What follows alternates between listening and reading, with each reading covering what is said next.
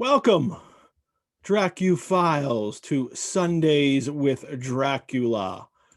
Welcome to my house. Enter freely and of your own will.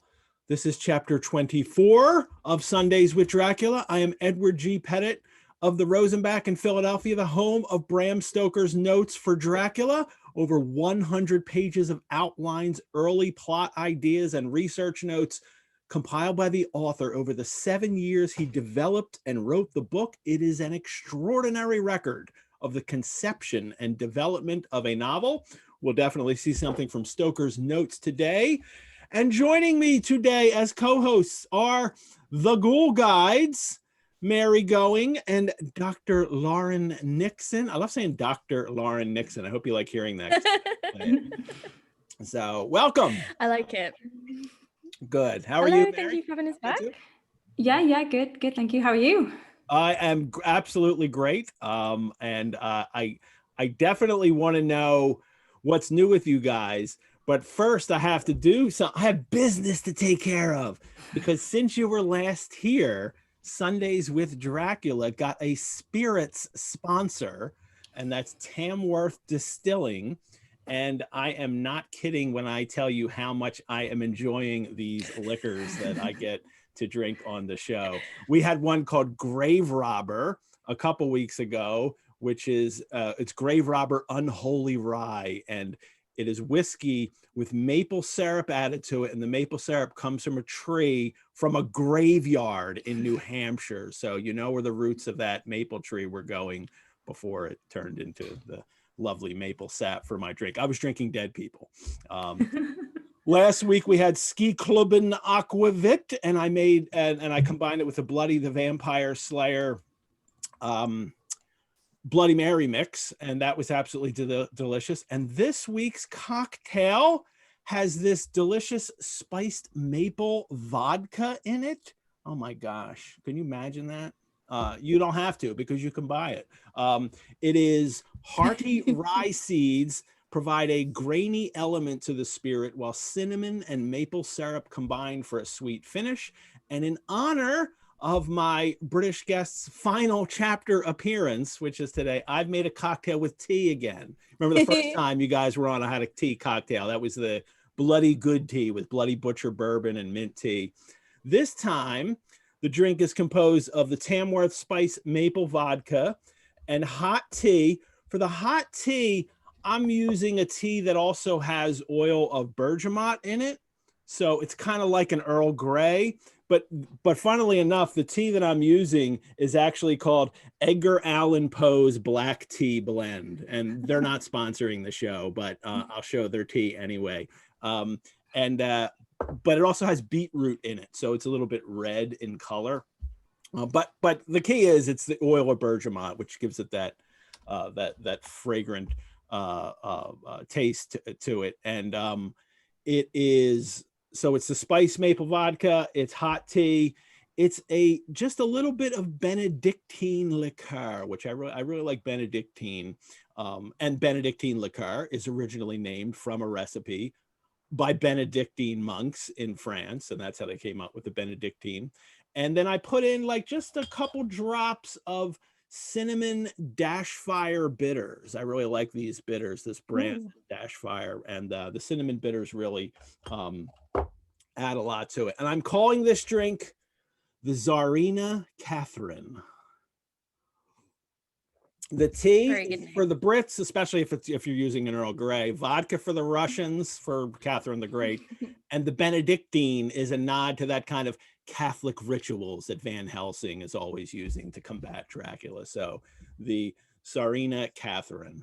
I'm just going to keep drinking. So sounds amazing. It's in my werewolf mug. Look, he's only half transformed there. As the mug gets hot, he turns into the werewolf. So I like that. There you go. I haven't had my werewolf mug out in a while. That's like a fall winter mug that I like to use. So you can buy Tamworth's Spice Maple Vodka online or at Art in the Age if you're in the Philadelphia area. I want to thank Tamworth and Art in the Age for assisting me with today's cocktail. I am absolutely loving their products and cannot wait to share some new ones with you in the remaining few weeks of the show. And with you, well, you know what? What's new? Let's just talk to you before I hit any other business. What's new with you guys? What's new with the Ghoul Guide show? We actually have been working on a brand new show this week. Should we spoil it, Mary, or should we keep it secret? Or tease? Spoil it. Spoil it. Spoil it? Okay. This is a Sundays with Dracula exclusive then. So we have been working on a new show, which is called Ghoul School. So we've moved to a fortnightly release schedule so that we can keep bringing hopefully good quality content For our American audience. That's every 2 weeks. There you go. Yeah. So Ghoul School will be so it'll be split into two halves essentially. So on one of them I will be explaining key terms and conventions in the Gothic. So things like what does the sublime actually mean? Like, what is the other? What is the uncanny? And then on the other half, Mary will be looking at the origins of some of the Gothic's most famous monsters and why they're so popular, where they come from, and how they function. So it will hopefully be a 1-part lesson and 1-part enjoyable kind of slide down into history. Our first episode will be Friday the 30th. And we will be doing a bumper episode, and it will be the complete history of the term Gothic. Ooh. Is that a 12-hour episode, or? We managed to keep it to about half an hour, though cramming 1,500 years of history into half an hour was quite difficult. But yeah, that's our new show. We're really excited about it. It was one of the things that we really wanted to do when we started doing this, is to have something that, you know, if you're writing a paper, I do this all the time where I'm writing something and I have that moment of panic where I think, does this mean what I think it means? Am I using this properly? So we wanted to create something that would be like 10-15-minute videos where you can just kind of like tune in and be like, yes, that is what the uncanny is. I am using it properly. Or it'll be a lifesaver for undergraduate students who, you know, need a quick, because you know sometimes you're trying to find out what these words mean and you find yourself leafing through a 300-page book. Why not watch a 15-minute video instead? Yes, awesome. That's our new show. So that's what we've been working on. That's good. So many of our audience out there, so many other people too, just, you know, they would love to, you know, go to school and learn these kinds of things, but we don't have time and that kind of thing. So this is a great way to add that to help people educate themselves about Gothic and all the cool stuff that you do. So that's great. I can't wait for that. So October 30th will be the first one. Yes, and we'll be doing a couple of things for Halloween. So we've got a couple of other tricks up our sleeve. So watch this space. The Ghoul Guides will be making the most of Halloween. Awesome. We've got a couple of different things in store. So once we announce it, I'll be sure to share it in the Facebook group. But yeah, we're quite excited. Best holiday of the year. It is absolutely. So Mary, is that new behind you there, the cutout? Is that from one? Is that it is yeah. I've basically always wanted like a cutout, and when I organized the Buffy and the Bible conference, was that last year? Sometime in the before times. Last summer. Professor Matthew Pateman brought his cutouts of Buffy and Angel, and they're just really fun. So, you know, I just thought I would buy one myself, and I actually don't know why it took me this long into the you know, Corona apocalypse to buy a cutout. I spent most of, you know, our lockdown here up until August just in the flat on my own. So now you have company. Better, but he's here now and he's wearing some ghost tinsel. Ooh. Because it's Halloween, so I thought, you know, dress him up. Well done. Which one is that then? That's I don't know. That is Dean. Dean, thank you. Dean. And the other one is Sam. Dean and Sam, thank you. Dean and Sam, yeah. I know I need to watch Supernatural and do all that. I've only seen very few episodes. So to be fair, there's a lot of episodes and it's a big commit. So it's not as daunting as like trying to tackle Dark Shadows, though, you know. No. 1,200 episodes. So. I get stalled every now and then I can't continue. So, all righty, guys. Well, I can't wait to talk about this chapter with you today, because that's what we do here on Sundays with Dracula, everyone. If you're new to the show watching today, we illuminate, we unravel, disentangle Bram Stoker's novel about bloodsuckers in the 1890s, one chapter at a time. Bram Stoker's notes for Dracula are just one of the many gems of the Rosenbach's collections. You can go online. You can see some of our collections guides, as well as gallery gateways of past exhibitions and other virtual programs and courses we're creating. I want to thank anyone in the audience today who attended the virtual Behind the Bookcase that I did on Wednesday night, I think it was, with Elizabeth Fuller, Rosenbach librarian extraordinaire.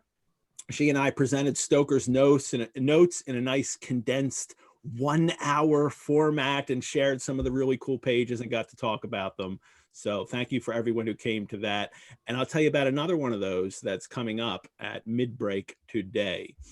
I also wanted to mention on tomorrow evening's Drac Chat, my Dracuphile guest will be one of our chat favorite Dracuphiles who can finally join us, Adam Podlovsky. So I'm very excited Adam's going to be there. He is always a gem in the chat and everybody loves him. And he has had difficulties in making that time Monday nights to do the show. So he's been able to do it. So he's going to be on tomorrow at Monday. We also have a special guest coming up next week. Author Mark Dawidziak will join us for chapter 25. Mark is a absolutely terrific author of books on Twilight Zone and Kolchak and Dracula. He's a Mark. He wrote this bedside bathtub and armchair companion to Dracula, which is a really, really well written guide to all kinds of facets of the novel. I absolutely loved it. I called it the bedside and bathroom companion last week, and then I apologized to him, but it's the bedside bathtub and armchair companion to Dracula. But he has so many books. Look at here's his website that I'll just share briefly with you. Just a slew of books that he's written. Everything I need to know I learned in the Twilight Zone. He's written Teddy Roosevelt and Twain and Columbo. The Columbo file book is like the Columbo Bible. If you're into Columbo, the guy that wrote the book on it is Mark Dawidziak, and a whole bunch of Night Stalker things here, which I absolutely love. And here's his Dracula book. And he actually came to the Rosenbach and did the research on it when he did that. So very exciting to have him on the show. He is a great talker, and he will be a lot of fun to do the chapter. So on Facebook page, you can find a link to his talk that he just did a couple weeks ago, last week or a couple weeks ago, on Mark Twain and Bram Stoker and their link and how they knew each other and were friends and lived near each other in London. There's a little, I think it's like a 20-some minute lecture. It's very easy to listen to. And the link is on our Facebook page. Maybe it's in the chat too. Steve from the Rosenbach has been our chat Renfield almost every single week. And I rarely say, Steve, thank you for being the chat Renfield for everyone, for providing all the links. So I've been remiss in not thanking you every single show, Steve. So thank you for doing that. All right, let's just talk about chapter 24. There's a lot here. I saw somebody raise their hand in the participants briefly there. I don't know if it was accidentally or not, or maybe you're new to the show. And what we do is, if use the chat to talk amongst yourselves, because it's so giant filled that I can't. There's already a couple hundred messages already in there. I can't keep track of them. If you have a question for myself or for Mary or Lauren about the chapter, about what we're talking about at that moment in the chapter, put it in the Q&A box and we'll answer those questions as they come up. So let's hit chapter 24, because every show with you two goes over. So and that's not a complaint, let me tell you. We do try to rein it in a little bit so we can get it all. We got a whole book to get in. So let us get some of this in now. I'm even going to open the chat. I don't know why I do that. It's crazy. Sometimes I get wrapped up and start looking at it. Chapter 24. Well, first, chapter 23. That's just where we were before. At the end of chapter 23, Mina has fainted. Finally, Mina starts behaving like a Victorian woman and faints. And you can imagine all the other guys were like, oh, thank God she fainted. Finally, we can deal with a fainting woman, because that's what they want. After hearing that she's kind of doomed if they don't capture Dracula, that seems to be why she's fainted. And now for 24, we get this curious note, because it's Dr. Seward's phonograph diary spoken by Van Helsing. And Van Helsing has left this little message on that for Jonathan Harker. It starts off, "This to Jonathan Harker." I guess he then left a note telling him to go listen to it. "This to Jonathan Harker, stay with your dear Madam Mina. Take care of her today. This is your best and most holiest office." And they are going to go. Sir, he says, "Dracula, our enemy, have gone away. He have gone back to his castle in Transylvania." They're going to go find out the ship that he is left in, but there's nothing Jonathan can do. And even says he might hide in the tomb that he think poor Miss Lucy, being as he thought like him, keep open to him. So there's a mention there too. But in general, he's kind of taking Jonathan out of the search right now. He's like, "Jonathan, you just take care of Mina and keep her safe, and let us go finish up whatever, find out what the ship is that took him." And I love that detail about Lucy, that Dracula must have had a greater plan, or part of his plan was that he could use Lucy's tomb to rest. But he could use he just needs an unconsecrated tomb. Like he did the suicide in Whitby. He was able to stash himself in his grave for a bit there. I guess because we don't get like that full explanation of the rules. We don't quite know why he would be able to rest in Lucy's tomb.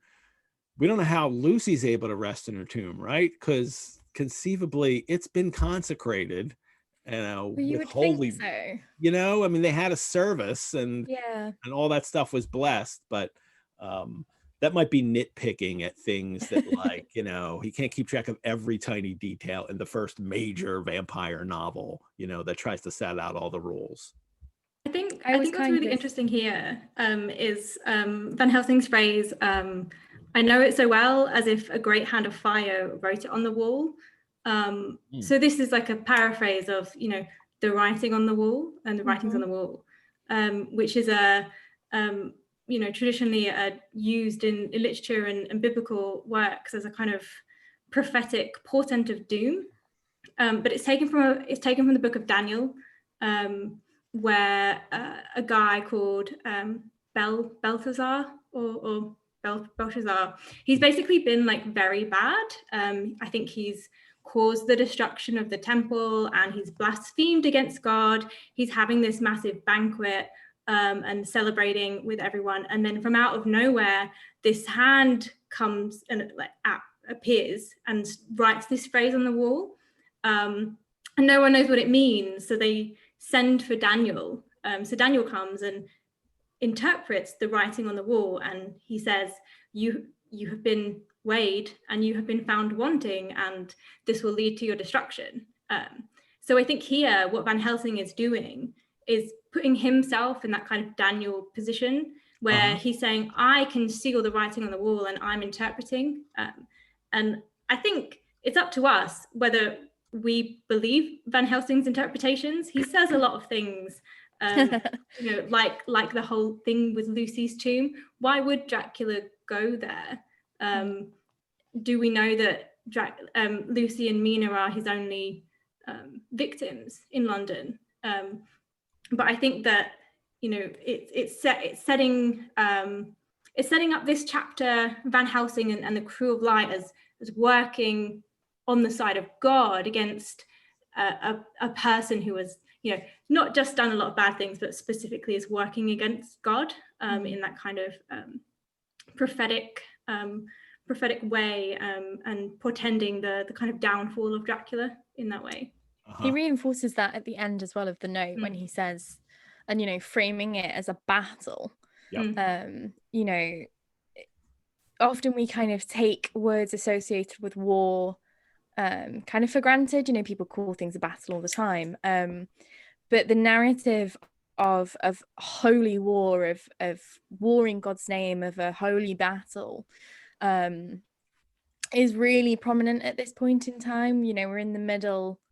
Well, no, we're not even in the middle. We're kind of at the epicenter, at the climax of the British Empire. So to call it a battle and to then kind of say, you know, we will win as surely as God watches his children on high.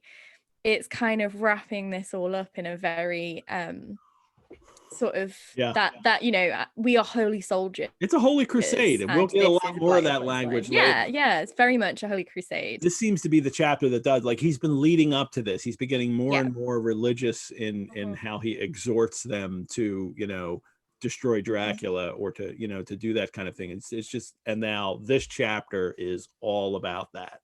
And it starts right in the very beginning here with just this message he's leaving Jonathan. That Daniel one, isn't that where the writing on the wall is like many tekel of Harrison, I think. And do we know what that means, or is that one of those things that, like, we don't even know what that means? Daniel translates it as you have been weighed and found wanting, I think. So I think that's where that phrase comes from. Which also is in A Knight's Tale. I was just about to say, is it not from A Knight's Tale? It is from A Knight's Tale with Heath Ledger. Mine and Mary's favourite movie. Oh, is it? All right. Yeah, but it's also from Daniel, and it's to do with the writing on the wall. And the point of the writing on the wall is that this person has been weighed by God and found wanting by God, and therefore their downfall is prophesied, as it were. And if there's any medievalists watching this, they didn't mean Chaucer's A Knight's Tale. They meant the movie A Knight's Tale with Heath Ledger, and it was Paul Bettany plays Chaucer. Yes. It's hilarious. So. It's one of the things we bonded over. That's a good one. I love. Yeah, that's a great movie. Anyway, so Van Helsing leaves this note, and he's, you know, and the religious language is real. He's really upping the religious language here. And then Jonathan, we get from his journal. He reads it, but first, note the October 4 date and everybody. And I just want to remind you that so much has happened in just the last 3 days for these people, between October 2nd, 3rd, and 4th. And it's all in the past 4 chapters of this book have just been about those days. I mean, so it's 4 weeks for us, and it's just 3 days for these people. It's been the Dracula attack on Renfield, the final attack on Mina when they catch him. Then they deconsecrate or consecrate the boxes in Carfax, and then they go to his other houses and do that. And then we even have Mina's first hypnotism. So a lot has happened in these last few days for the characters in the book. And for us, it's been 4 weeks of talking about it. So Jonathan says, when I read to Mina Van Helsing's message in the phonograph, the poor girl brightened up considerably. Isn't that nice? First I'm like, I guess he copied it out, or why didn't he just play it for her? That would have made more sense. Strange. But it's another reminder that he has to do it for her. And we're going to see so much of that in this novel, we do, but especially in this chapter, where the men really need to take control of Mina. And it's even in something as simple as this message from Van Helsing that Jonathan needs to read it to her. He just can't play it for her and have her take it in herself. I mean, but of course, maybe he might say something that could upset her. Maybe Jonathan's trying to protect her, as it gets a little it's a lot bothersome in this chapter. Until the end, and which is we'll talk about that then. And then he's obviously, you know, she's brightened up considerably, and he's like, alas, and then he's like, maybe this all seems like a dream. And then what's the thing that brings him back to reality is the red scar on my poor darling's white forehead. That's the thing that Jonathan, and it seems that everybody in this chapter needs to focus on, is her scar and the symbol of her kind of impurity now that she has been attacked by Dracula. And very early in today's episode, I'm going to share a page of the notes because I really like. This is a page we shared maybe last week or the week before, and you can see like this one's upside down, and it's all different handwritings. He's done these at different times. And then he dated this and then maybe this, but this one he seemed to add a date later, like he wanted to keep track of it. We looked at this one last week, and it's pretty worn and it's been folded up. So it's clearly something he had kept in his pocket, maybe in a wallet or something, that he kept pulling it out to take little notes, little memos for himself about the novel wherever he was. I want to focus on this up here in the corner. No, I don't. That's what we looked at last week. What do I want to look at today? It's hard to read it and figure it out. This one right here in the center. And it is dated, it looks like 11/24/95. That looks like a 4, but I think that's the line here for the date. I think this is 11/24/95. So November 24th, and it is red mark on forehead of Mina. Mina tells Harker at sunset, must go after Drac. And I said this last week too, you guys missed it. I love that Stoker also uses Drac for him, that he is, does not going around, it's Drac. He's become very familiar with this character. And then we get something that he uses at the very end of the novel, looks down at end in castle. I'm not going to read that. That's the end. And then at the very bottom of this, he has at Piccadilly, and he's crossed it out. And then at Piccadilly here, and then there's something here that if you can translate it, I would be eternally grateful, because Elizabeth Miller couldn't translate it. Robert 18 Bissang couldn't translate it. Christopher Frayling couldn't translate it. Nobody seems to be able to translate what this phrase is. Stoker's handwriting sucks, and we've all got to struggle over it for so long. I should put a picture of this on our Facebook page and crowdsource this, and see if we can come up with something here. But the fact that this is a jumble of things here, it's about Jonathan seeing the mark on her forehead and Mina telling him that they have to go after Drac at sunset, which is something that kind of Van Helsing then says later in this chapter. And then something from the very last chapter, but Piccadilly is right here. And this is where we just were last chapter. And it's just a jumble of things in his head that he's got to quick get down, that he's been thinking about this book, his plot here. And this is in 95. So he's still got towards the end of 95. So he's still got another year or so, a little more than a year of writing to go on it. I wish I could read this. I could see one of you squinting there, at Piccadilly, boy, what the heck is that word? That could almost be only, but it's not. And then this looks like Babyrinth or something. I don't know what the heck that is. So, but an interesting note amongst all of these, and that's the one I want to share to begin with. Any ideas, Mary Lauren? Does that ring anything? No, I mean, I've spent a lot of time reading, letters from the 7 Years' War, and sometimes they're horribly difficult to read, but that is just The problem is when you're reading notes versus reading letters, people were at least intended to read the letter on the other side. Whereas when you're reading notes, it's always more difficult because only the writer is intended to be able to read it. So, Mrs. Last Word, Labyrinth. We'll find out. You know, it's like it's really Burst's Crazy Lobster was TP Toothpickings. I like that. Yeah, Burst's Crazy Lobster. That's a good one. It is, really good. Beef Chowder, Bob Mintz at Piccadilly. That's a good one too. So, part of the joy too of Stoker's notes is trying to decipher them and figure out what he's getting at.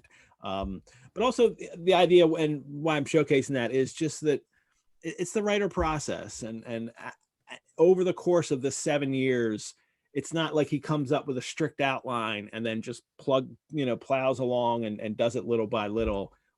It's all back and forth in his head, and he's trying to conceive the whole thing.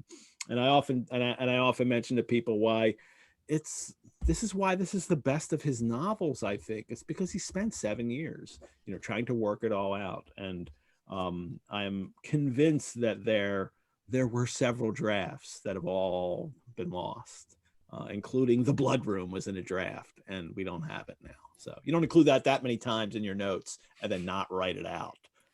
So it was written at some point, and then he got rid of it. So anyway,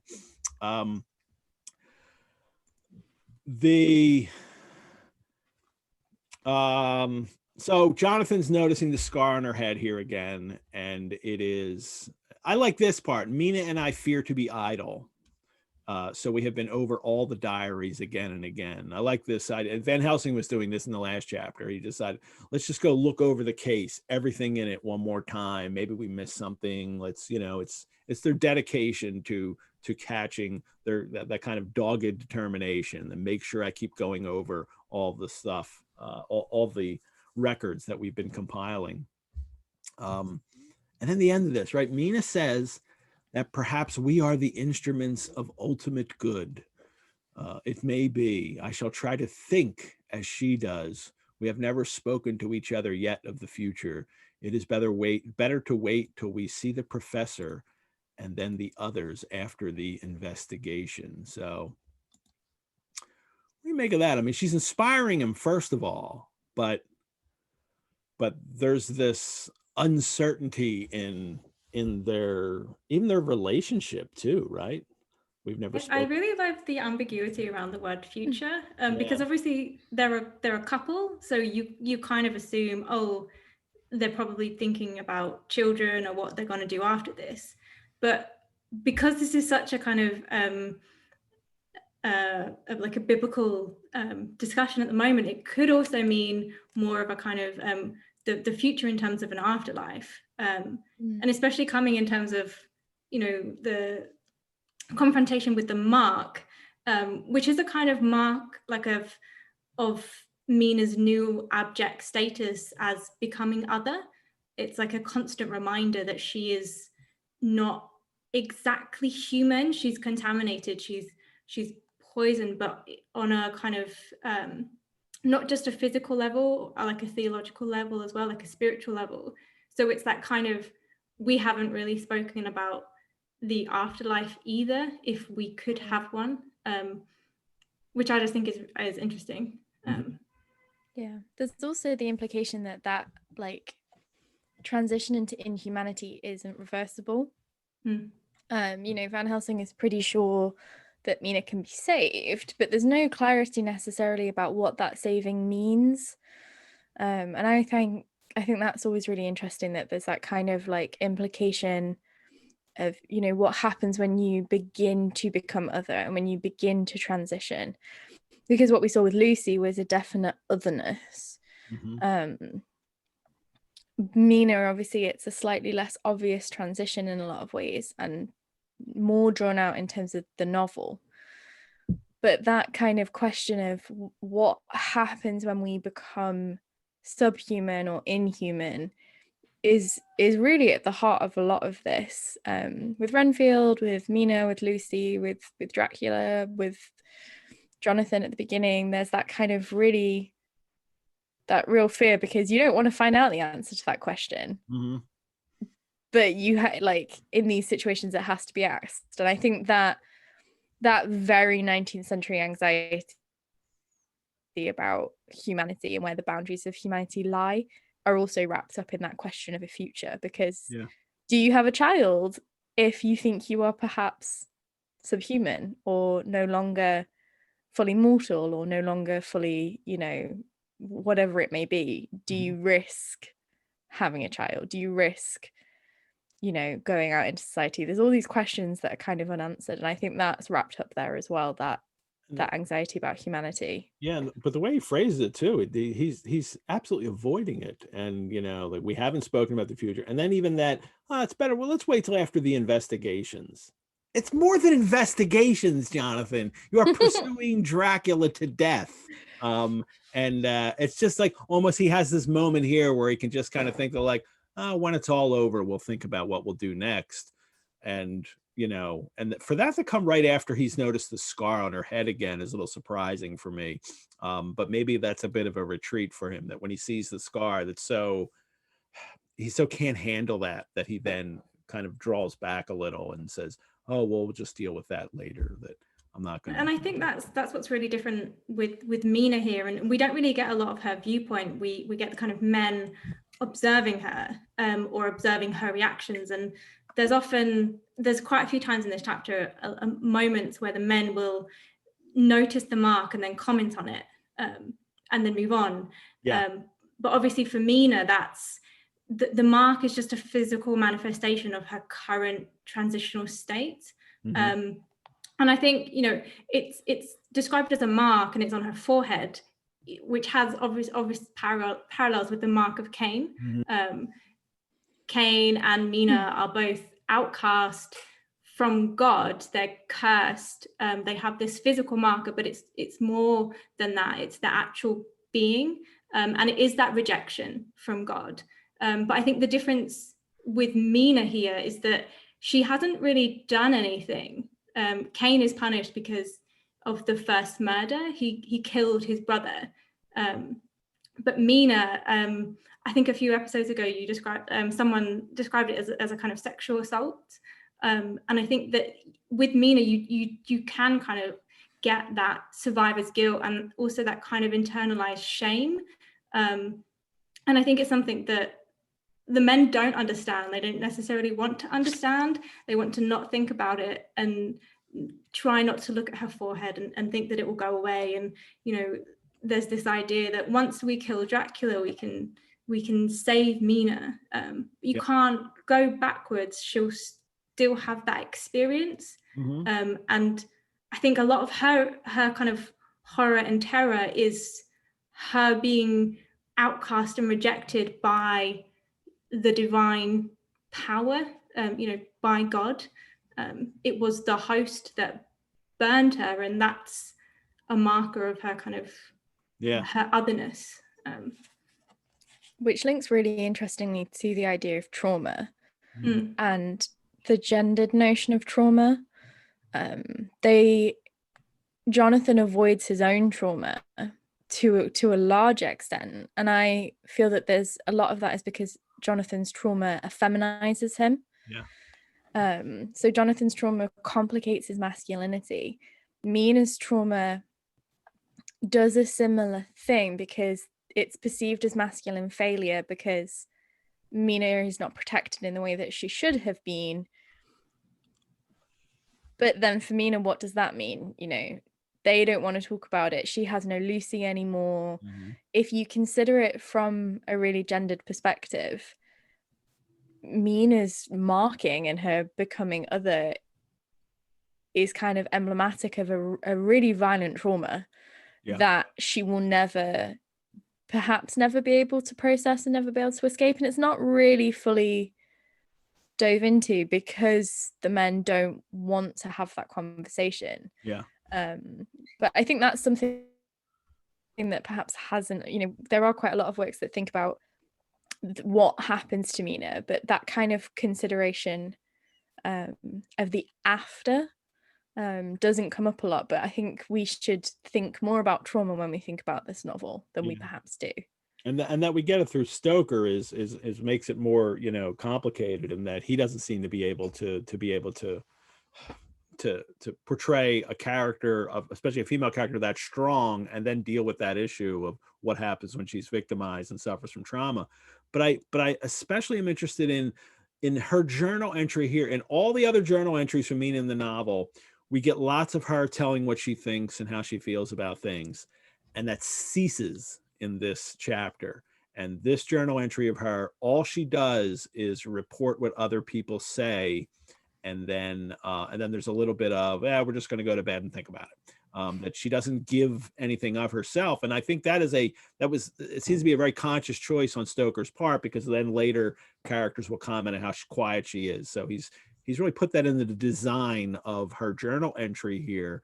But that is also a way of maybe that you could read that as his portraying her trauma, and that she's hit the point. I mean, it hit the point. It's like, it was 2 days, it was like a day ago this happened, you know, and that she's can't quite, you know, deal with her emotions right now. She doesn't understand, especially amidst all these men. How could you deal with it? And so she's gone kind of quiet here, but also maybe as a survival tool as well. And we'll see something that happens late in this chapter that really looks like she's turned it around on them. So but anyway, she starts this journal entry very businesslike. This is, you know, our meeting for report and present, and then she lists everybody's names. And Stoker needs to calling our attention to that, because clearly you're in chapter 24, reader. You don't need to know who all the characters are. So, but he wants to make it look like this is exactly what the document looked like, and also call the attention to the fact that Mina is playing the kind of secretary to them and recording this meeting as an official meeting. And she's included again. They brought her back into the meetings. And it starts with Van Helsing going down to investigate. And he says, and I like how he's mentioning several people in this, at least everybody that, like, he mentions Mina tells of sails being set, which they learned in her hypnotism. And then there was a suggestion by Lord Godalming to try Lloyd's. A little bit later, Quincy gives somebody something. So I like how it's a team effort, and Van Helsing makes sure that he's recognizing the team members here in their, you know, vampire hunting team, the VHT, which could also be Van Helsing's team or vampire hunting. So, but they go down and they find out that there's only, and it's very, we had this happen last chapter too. It's very Sherlockian in the way Van Helsing is figuring things out. You know, that he realizes he needs to be in a ship. The ship needs to go to the Black Sea. They need to find that kind of ship. Only one Black Sea bound ship. The Tsarina Catherine. I'll finish up my mug here and I have to make another one real quick. Good stuff. And she sailed from Doolittle's wharf for Varna. I love the so. SOH, so, like, that is some kind of almost comic way of representing his accent. He's not going to say the H, is he? Is it going to be like so or something? I don't know. And then he encounters, and then we have all this comic play here because of all the swearing that the sailors are doing. Sailors swear? Is that true?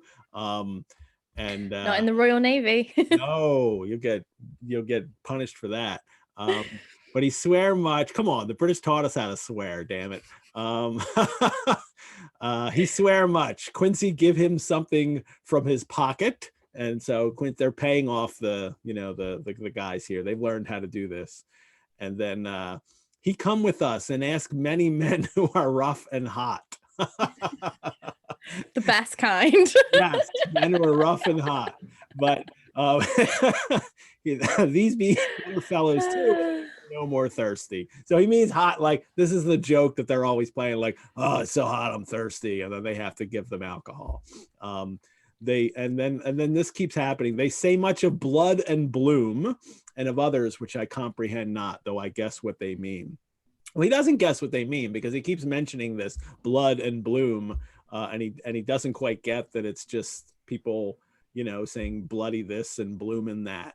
And it's kind of it is a humorous passage. I really liked reading this again. I'd forgotten this little humorous detail that goes on in there. And then they tell the story of Dracula coming. Do one of you want to read that? You want to read that paragraph there? Dracula comes. You don't have to read it in a Van Helsing voice. It's they make known to us among them.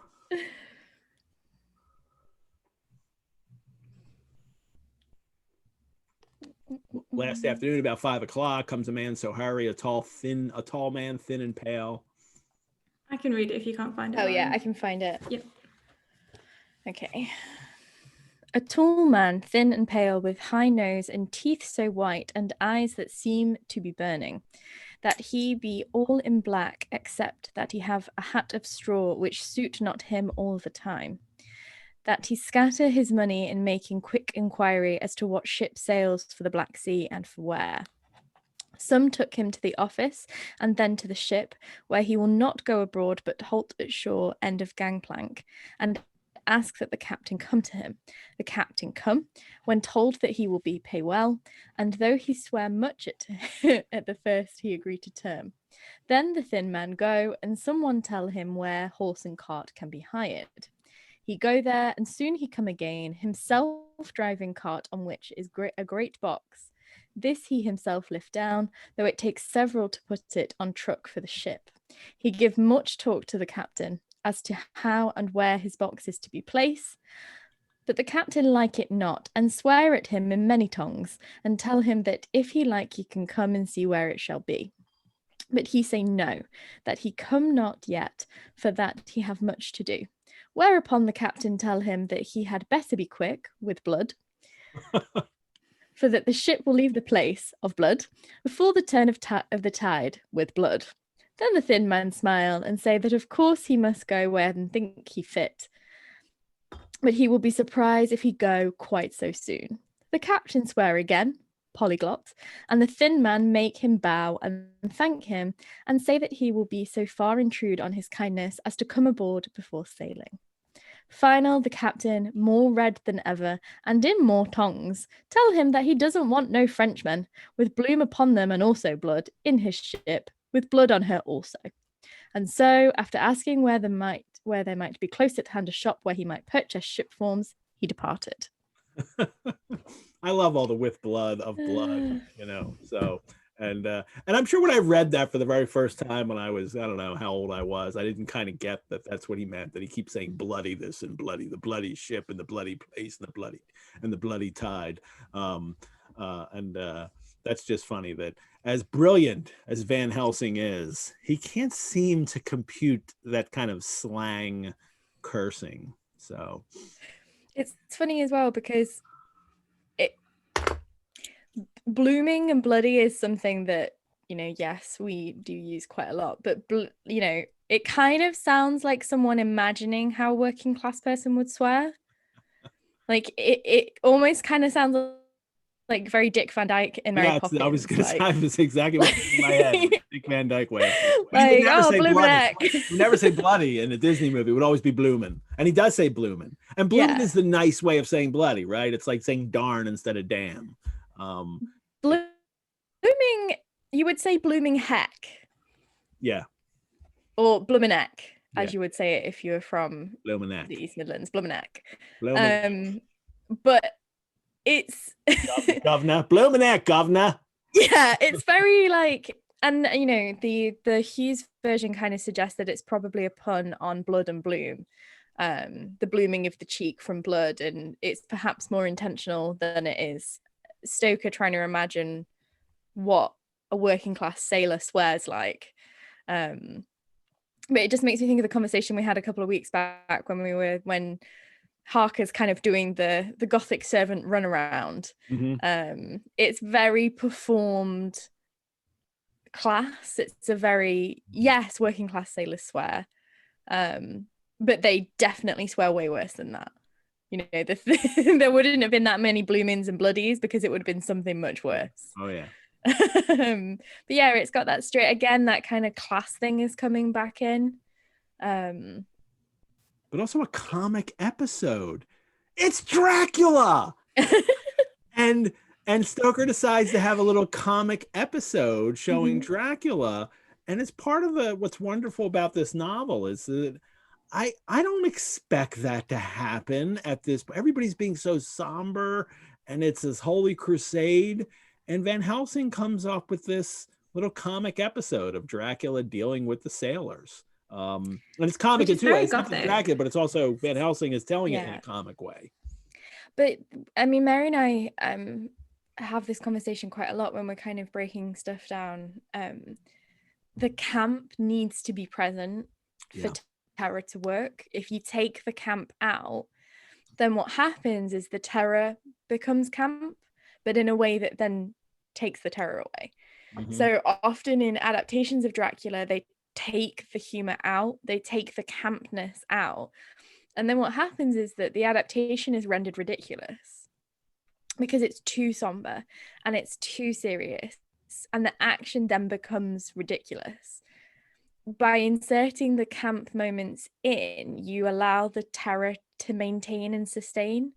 So the fact that this scene exists amongst all of this is humorous. It's intentionally humorous, but it's very consciously drawing one on the Gothic convention of servants antagonizing the narrative of the plot. But it's also intentionally making sure that that campness is present, because without it, the terror that comes next and the terror that's amongst it, you know, we've just before this, we're talking about the mark on Mina's forehead, and particularly for a contemporary reader and a religious reader, that would be terrifying. And then you have this scene. You have to have that campness, otherwise it just falls apart. It's not scary anymore. And is this also, you know, can this also be a reflection of theater culture too, that Stoker's very steeped in, that kind of, you know, in melodrama especially, you know, very serious, and then farce, and they all kind of get blended in. It's all these extremes of emotion, which I think we call 100%. Camp now. I'm not sure, is camp something that people in the 19th century even aware of, or is that our ironic way of looking at farce that goes too far? Camp as a term doesn't exist until after Oscar Wilde. Yeah. Okay. Really. We use camp to mean that performative farce. And the Gothic is always very theatrical because it is performative, intentionally performative. Because camp is self-aware too, right? When you're being campy, you know that I'm being farcical to a level that's funny, even if I'm supposed to be scared, kind of thing. Yes. So, you know, we use the term camp to talk about the Castle of Otranto. It wouldn't have been called camp at the time, but it's knowingly camp. So it's kind of like we use the word Tudor. The Tudors didn't refer to themselves as Tudor, but they would identify what they were doing as what they were doing. So it's that kind of like, we use it retrospectively, but it still means the same thing, and it's being done intentionally. Mary, do you have anything to add to that? Like, I know we look at it from two different perspectives, so it's kind of one of those things where we have kind of, between the two of us, most of the knowledge. I mean, I think you've covered like a lot of really good points. For me, if it's not camp, then it's not Gothic. And I think sometimes that's where horror often falls short, or like you say, horror can fall into just being completely ridiculous because it doesn't have those kinds of, it's like an outlet for the tension, as it were. But yeah, this is another reason why Dracula is a Gothic novel, because it has these moments of performative campness in it. All righty. So Dracula, but unless we missed all that, Dracula finds a ship, and he's sending his box on board, which at one point he just lifts himself up and carries over because he's super strong. And then it probably takes 4 guys to carry it onto the ship, or to stow it somewhere. And he carries that, and he says he can't. He's not going to he can't stay there. He can't just like walk. Well, he can't go onto the ship, and he can't go onto the ship because Dracula can only cross running water at the slack of tide. Is that what it is? Or when the tide goes out, he can then get on the ship, but he can't do it while the tide is still there or coming in. So he has to back off for a moment and then board later. And this really angers the captain some. Also, in the very beginning of that passage, it's it's a tall man, thin and pale, high nose and teeth so white and eyes that seem to be burning, but all in black, except his hat of straw. And it's just comic that Dracula has bought this straw hat. Jonathan saw him in it too. Jonathan Mina, that he was wearing the straw hat when they see him in London when he's looking and following that young girl. It's like he thought that was British or something, so he bought the straw hat, and so he's wearing it to blend in. But I'm certain that the straw hat doesn't look right on him. Oh no, and it it would be one of those things, like straw hats were in fashion around this time, and obviously bonnets have always been made out of straw, but they're a country garment. And I think I've always kind of Dracula's sort of fashion, his fashion choices play into the otherness and that foreign kind of other that can pass, but there's something just not quite right. Yeah. And you wouldn't necessarily be like, why the hell is that man wearing a straw hat in the middle of the street? But it's enough to be commented on. It's something that's like, well, yeah, people do wear straw hats. That's not uncommon, but not when you're dressed like that. Not in this situation. Not when you're dressed in all black, which I imagine are nice clothes, and like it's a boater. I imagine a boater hat. Yeah. But you would wear if you were wearing your boating clothes, rowing on the Thames. If you were going for a picnic, or you were going for a countryside drive, or you were doing. It becomes more popular post Fin de Siècle as we're getting into the Edwardian, but like this is a fashion.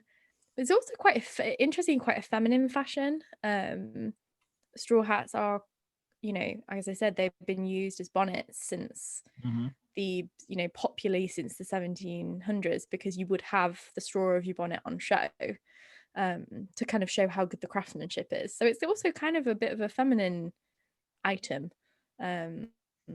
But yeah, you would not wear it with all black, and you probably wouldn't even wear all black. I know that this is a Victorian novel, but all black is not common. It's not, that's morning dress.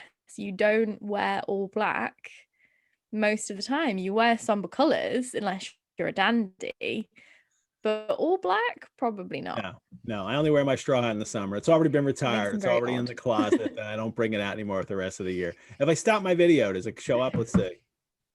Now I just go off. Yes. That's a new feature. It's a new feature of webinar now. It used to come on and you would have your little background picture, your picture there, but now it doesn't go on there anymore.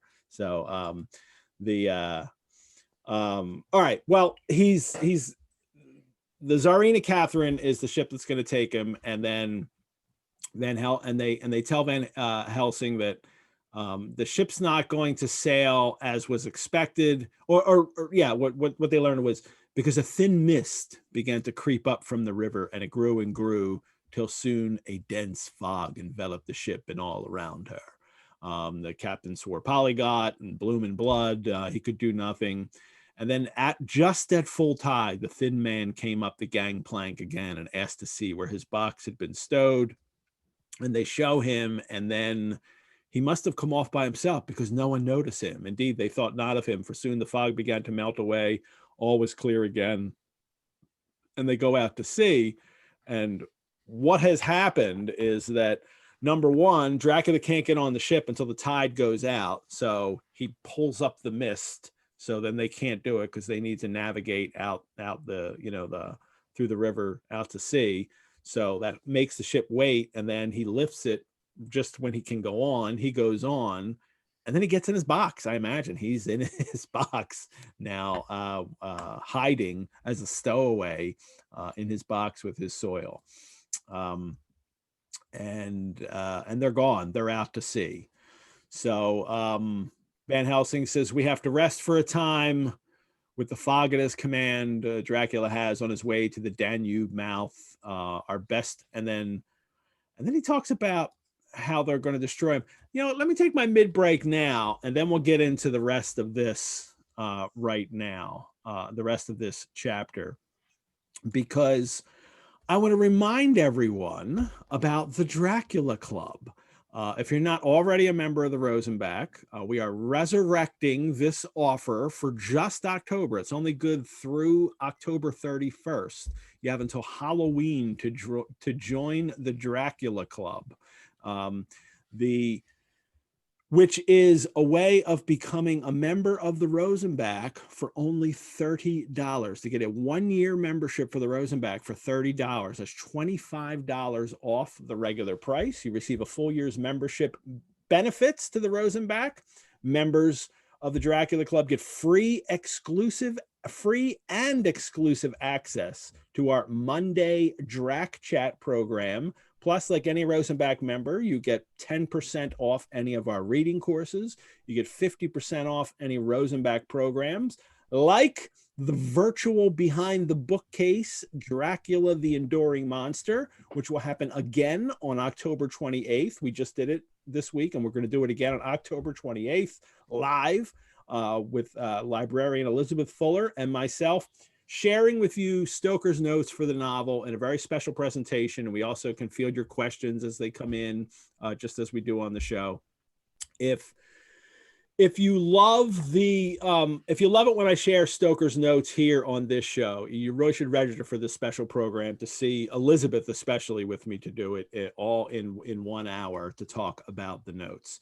But most of all, by joining the Dracula Club, you have the undying satisfaction of helping support the home of Stoker's Notes for Dracula. So if you're not already a member, please join and help support this show and the Rosenbach. And if you are already a member, if you're already in the Dracula Club, I know so many in this audience are, tell a friend, share it on social media, tell people how cool Dracula Club is. And for everybody who's been asking, hey, we're in Dracula Club, we haven't gotten our member cards yet.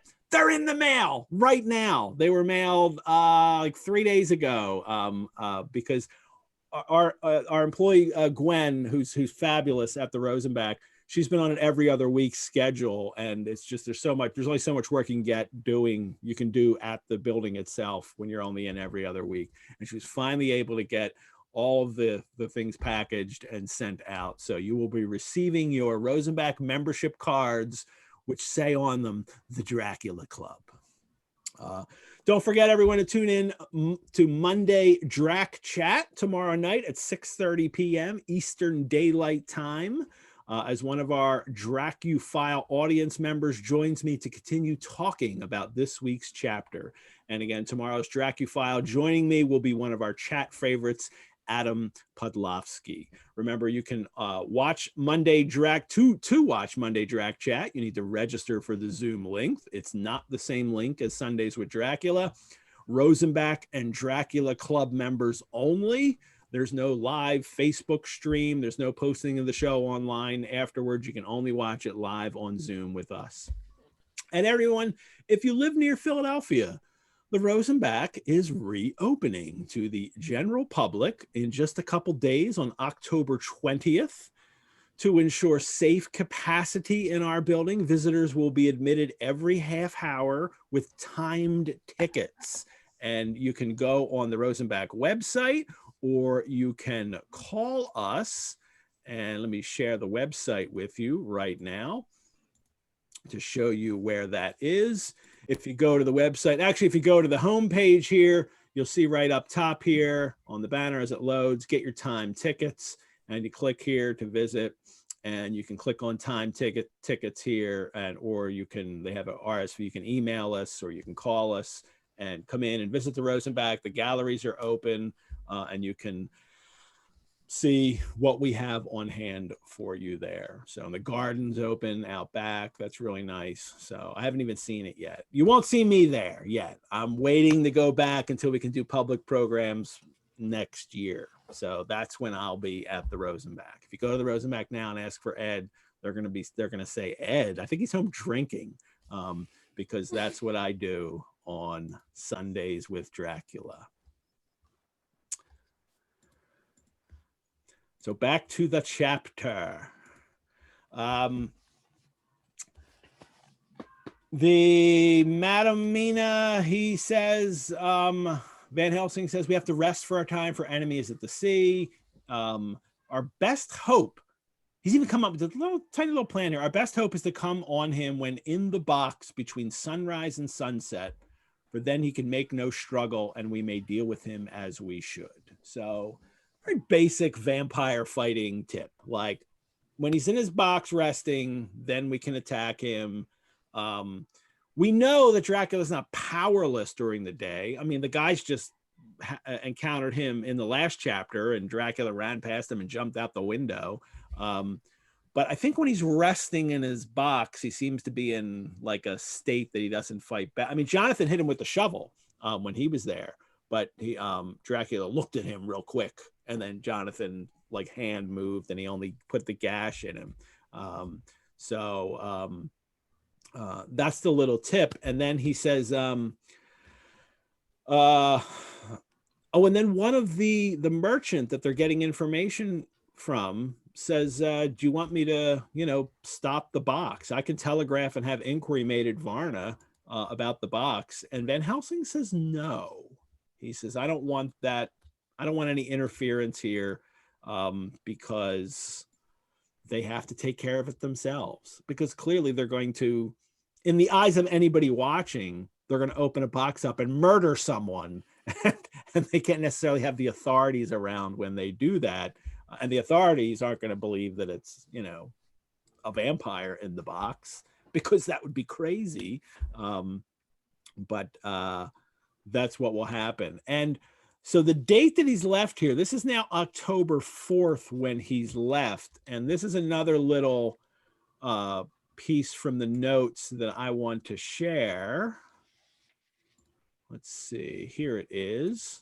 And this is the calendar page. And I've shared calendar pages before. This is one of the calendar pages, and Stoker needed to keep the calendar. They go from the beginning, they go from pre-beginning of the novel, the true beginning, like all of April, when he was going to have Jonathan go to Munich before he goes to Transylvania. But it's all dated out, it's all listed out. And early on, it was because the narratives were overlapping, and you need to keep track of what's happening on what day and what's happening to whom, because they're not all together.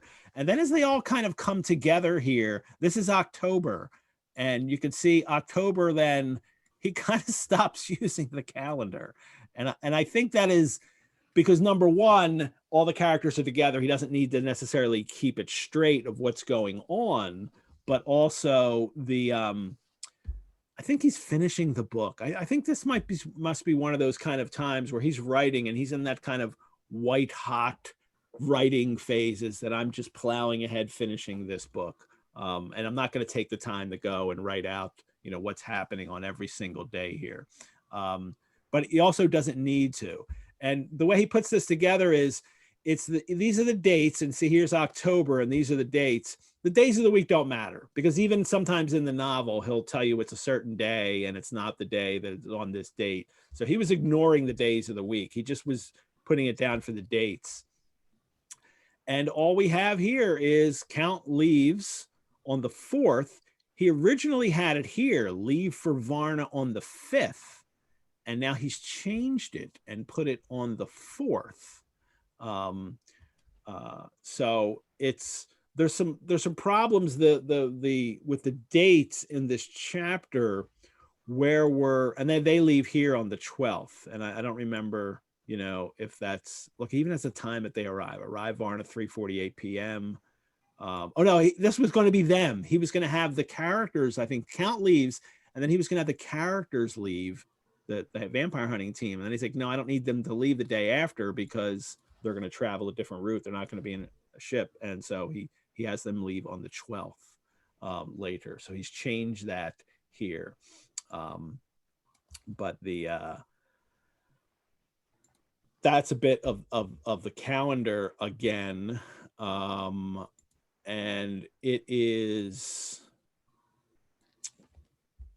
with the date problems, Mina's got this chapter start. Mina's is, I think it's dated October 5th. Is that what it is?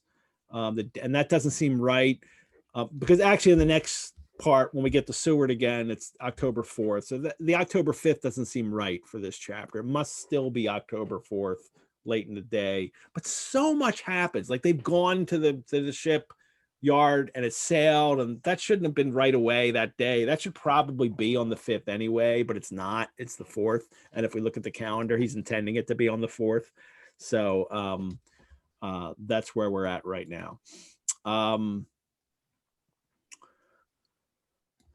Mina again here, and Mina's now Mina has some comments here on Van Helsing, on his demeanor. Well, first she says, I asked him, yeah, this is Mina, right? Still, right? Is this Mina still? Yes, this is Mina. Yeah. She says, I asked him if it were necessary that they should pursue the Count. And he says, because she dreads Jonathan leaving her, and I know he would surely go if the others went. And then this is odd. She's responding about Van Helsing's demeanor and behavior. He answered in growing passion, at first quietly, and then he grew more angry and more forceful. And this is all in this speech that's coming up here. And she says it kind of demonstrates his personal dominance, which made him so long a master amongst men, or a blowhard. Like, it just depends on your perspective, right? Like that, you know, are you being dominant, or are you just being a pain and a real blowhard here? But his response is, yes, it is necessary for your sake in the first, and then for the sake of humanity. Is this an entire mansplaining speech here? Because yes, it is. 110%, especially because of the way he finishes it. And yes. I won't talk about that until we finish, because there's some stuff before that, but there is. I want to draw attention to the way he finishes this speech. Good. There is some fascinating stuff in the middle here, because he talks about this, and I have this great comment from Anastasia too that I want to get to, but he has this: I have told them how you measure of leaving his own barren land, barren of peoples, and coming to a new land where life of man teems till they are like the multitude of standing corn, was the work of centuries. So it took Dracula centuries to do this thing where he leaves his own barren land and comes to London, especially, if not the empire and the British Empire in general, where there's so many people he can prey upon. And he says, were another of the undead like him to try to do what he has done, perhaps not all the centuries of the world that have been or that will be could aid him. So if another vampire did it, they, they wouldn't be able to do it, or I don't even know. It's so hard to figure what the hell Van Helsing is saying. I don't think Van Helsing knows. Doesn't he? I don't think he does, because he makes such a thing about Dracula having a child's brain, and yet here he's apparently amazingly smart and the most intelligent of all the vampires. And I don't understand how Van Helsing would know. And I think he's just, exerting his dominance, I guess, in this meeting. All the forces of nature that are occult and deep and strong must have worked together in some wondrous way with Dracula. Yeah. Which he's also ignoring that he knows there's other vampires, especially the 3 vampire women at the castle. Like, he's ignoring. It kind of doesn't make sense, because it's like, well, Van Helsing, if you're a famed vampire hunter and a famed professor, why have you not done anything about this man before? Like, why did you wait for him to come to England? I think, and he's so, and then it's. This book doesn't say he's a great vampire hunter. It really doesn't. Over and over again, we are reminded, even by Van Helsing himself, that this is probably the first vampire he's ever pursued.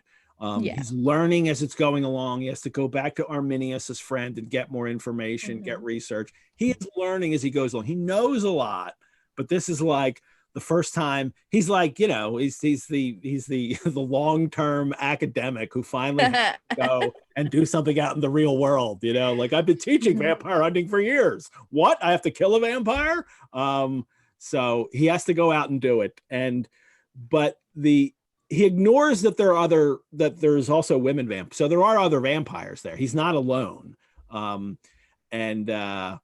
But also this, like you said, the forces of nature that are occult and deep and strong, and the very place where he have been alive, undead for all these centuries, is full of strangeness of the geologic and chemical world. Like, and well, a little more later, doubtless there's something magnetic or electric in some of these combinations of occult forces which work for physical life in a strange way. Anastasia had this question in general, that she said, Dracula's occult power partly arises or is reflected in the land he comes from. And that's what Van Helsing seems to be saying here. And then she, or I said that, no, I'm saying that.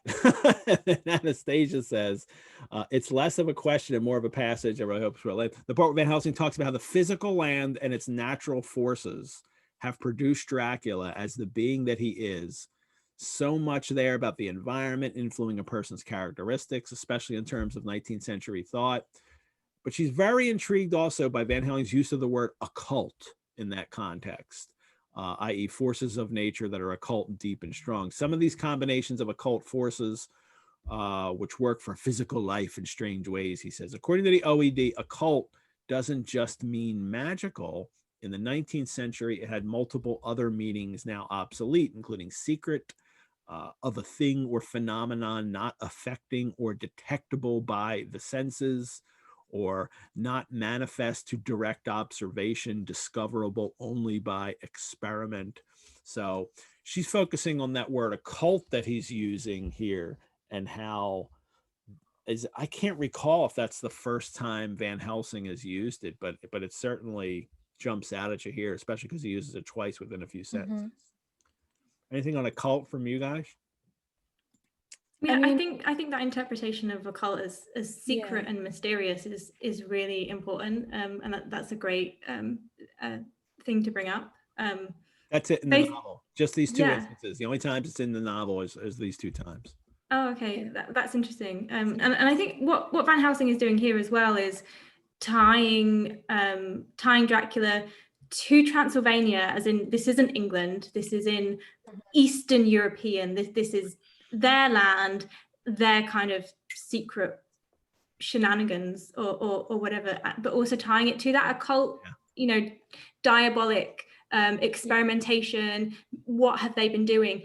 Where in Christian England, we don't believe in that stuff, and we don't delve into that stuff. But over there, not here, but in the kind of Eastern exotic Europe, Transylvania, there's all of this kind of mysterious, secretive, occult practices going on, and that's why I don't necessarily think that it's true. I think that this is Van Helsing just talking his thoughts, I guess. He's kind of linking it to so after that he says, in a hard and warlike time he was celebrate.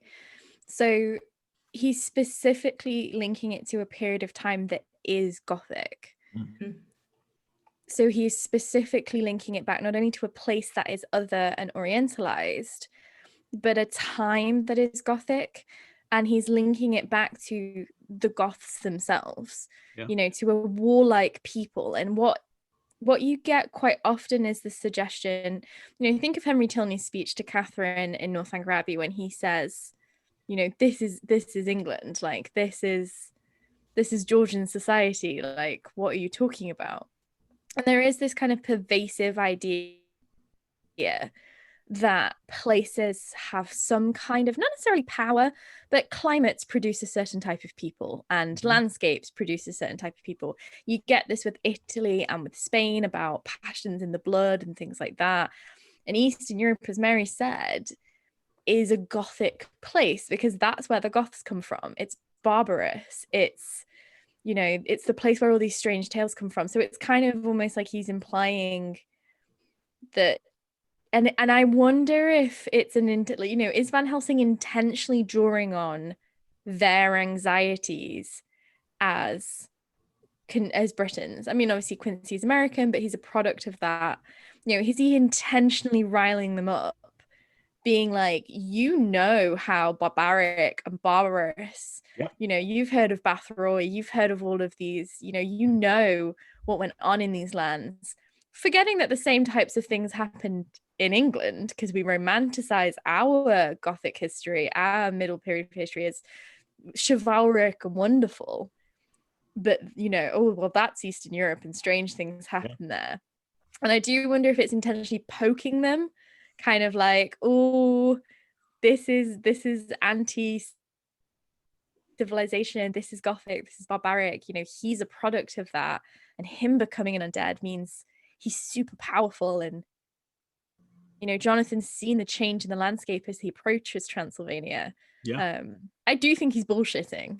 I don't think that I don't know if Helsing believes this. I don't think he knows that. Rhetoric.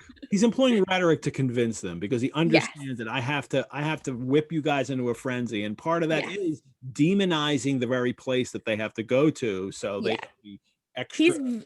He's very intentionally using empirical language. He's very intentionally reminding them of the Gothic period, of a Gothic landscape, of a Gothic people, and implying that that is what Dracula is part of. And that would have been something that in the late 19th century would have been very, very prevalent in rhetoric, because we're using it as an excuse to wipe out entire cultures of people. And not least of which the Britain's troubles with the Indian Empire at this point, or that part of their empire in India, where which they would employ all of these. Not only is Dracula this awful, powerful, monster that we have to stop, but the place that he comes from and the people from there are also really dangerous, and we have to be careful going to them. And then. And he also brings Mina into this, he infect you. And this is like and they're going to get our women. And Dracula understands this too. Dracula even tells them that, like, I'll get all your women. Because it almost like as if he knows that that's the worst thing that could happen to you as a Victorian male, right? Which is classic invasion narrative. Like all throughout we have less invasion narratives in the 19th century, because we have, the idea of British dominance, particularly post Napoleonic, sorry, just said Napoleon really weirdly. But all through the 7 Years' War and into the Napoleonic, you have this constant returning rhetoric of the French are going to come here and they're papists, and they're going to bash your children's heads against the pavement, they're going to rape your women, and then they might do the same to you. So it's very much centered in, like, not only are they going to infect your women, they might effeminize you and they might queer you, which is essentially what we've already had with Jonathan. So Helsing is really kind of like playing into that kind of nationalist paranoia. These invasion narratives too that now start to happen at the end of the 19th century with William McHugh's, was it the Battle of Dorking? Is that the one? And then afterwards, I'm not sure if it was McHugh that wrote Dorking, but these invasion narratives all come out again in this late 19th century, as everybody's afraid of not necessarily Eastern Europe, but more, Central Europe and especially Germany. They're all starting to get terrified of. But then we even get H.G. Wells's War of the Worlds, which is right here at this time, that just a year or so before Dracula comes out, and which is an invasion narrative novel, and everybody's. And the fin de siècle is rife with them. They kind of drop for a while, and we're more worried about what the empire means and the loss of white purity, essentially, because let's call it what it is. It's racist rhetoric, nationalist narrative. And you don't get it much from the Crimean War, do you? You don't get it much about Russia. No, because Russia is very closely tied to the British royal family. So we don't get it about Russia, because Russia is seen as being very genetically close. So it doesn't have the same racial anxiety. Whereas when you start to push out towards Turkey, towards China, when you are, you know, over the sea on the plantations, that's when you start to get those racial anxieties coming in. And you get that fear of, you know, tainted bloodlines, whereas Russia is seen as being very pure, hence why they all had hemophilia. You know, that's backed up by their history. But you know, we lose that anti-French narrative post-Napoleon, because we're not afraid of France anymore.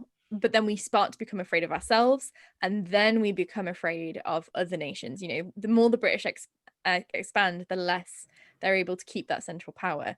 So when we get to the fin de siècle, all of a sudden invasion narratives, it's kind of, you know, almost precedes Cold War narratives. What Dracula's doing is invading guerrilla style under, you know, he's not like he comes on his own with some boxes of dirt. Like, he's not leading a bunch of people to invade. But the symbolic power of that he's bringing his land into your land. He's slipping in, and he's slipping in under the radar, and that's where you start to get that kind of re-emergence of the invasion narrative. And that's what Helsing is.